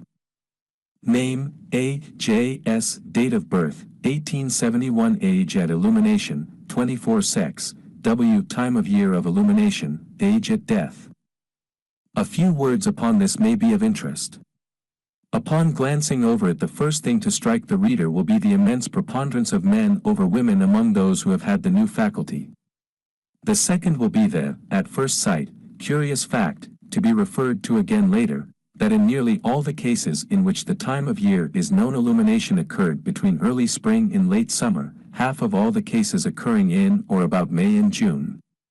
The third will be, and this fact is interesting from the point of view of physiology, that there appears to be a general correspondence between the age at illumination and the length of life of the individual. Thus the average age at illumination of Socrates, Muhammad, Las Casas and J.B. was 39 years, and the average age at death was 74 and a half years, though one of them was executed while still hale and strong. In the case of Bacon, Pascal, Blake and Gardiner, the average age at illumination was 31 years, and at death only 55 and a quarter years, being thus, on the average, 8 years younger at illumination and 9 and a quarter years younger at death, while Gautama, Paul, Dante, Bayman, Yepes and Whitman, who all entered cosmic consciousness at the mean age of 34 to 36, had an average life duration of 62 years, one of them, Paul, having been executed at 67. We might expect this correspondence, for, as illumination takes place at full maturity, this would of course, in a general way, correspond with the life limit of the person.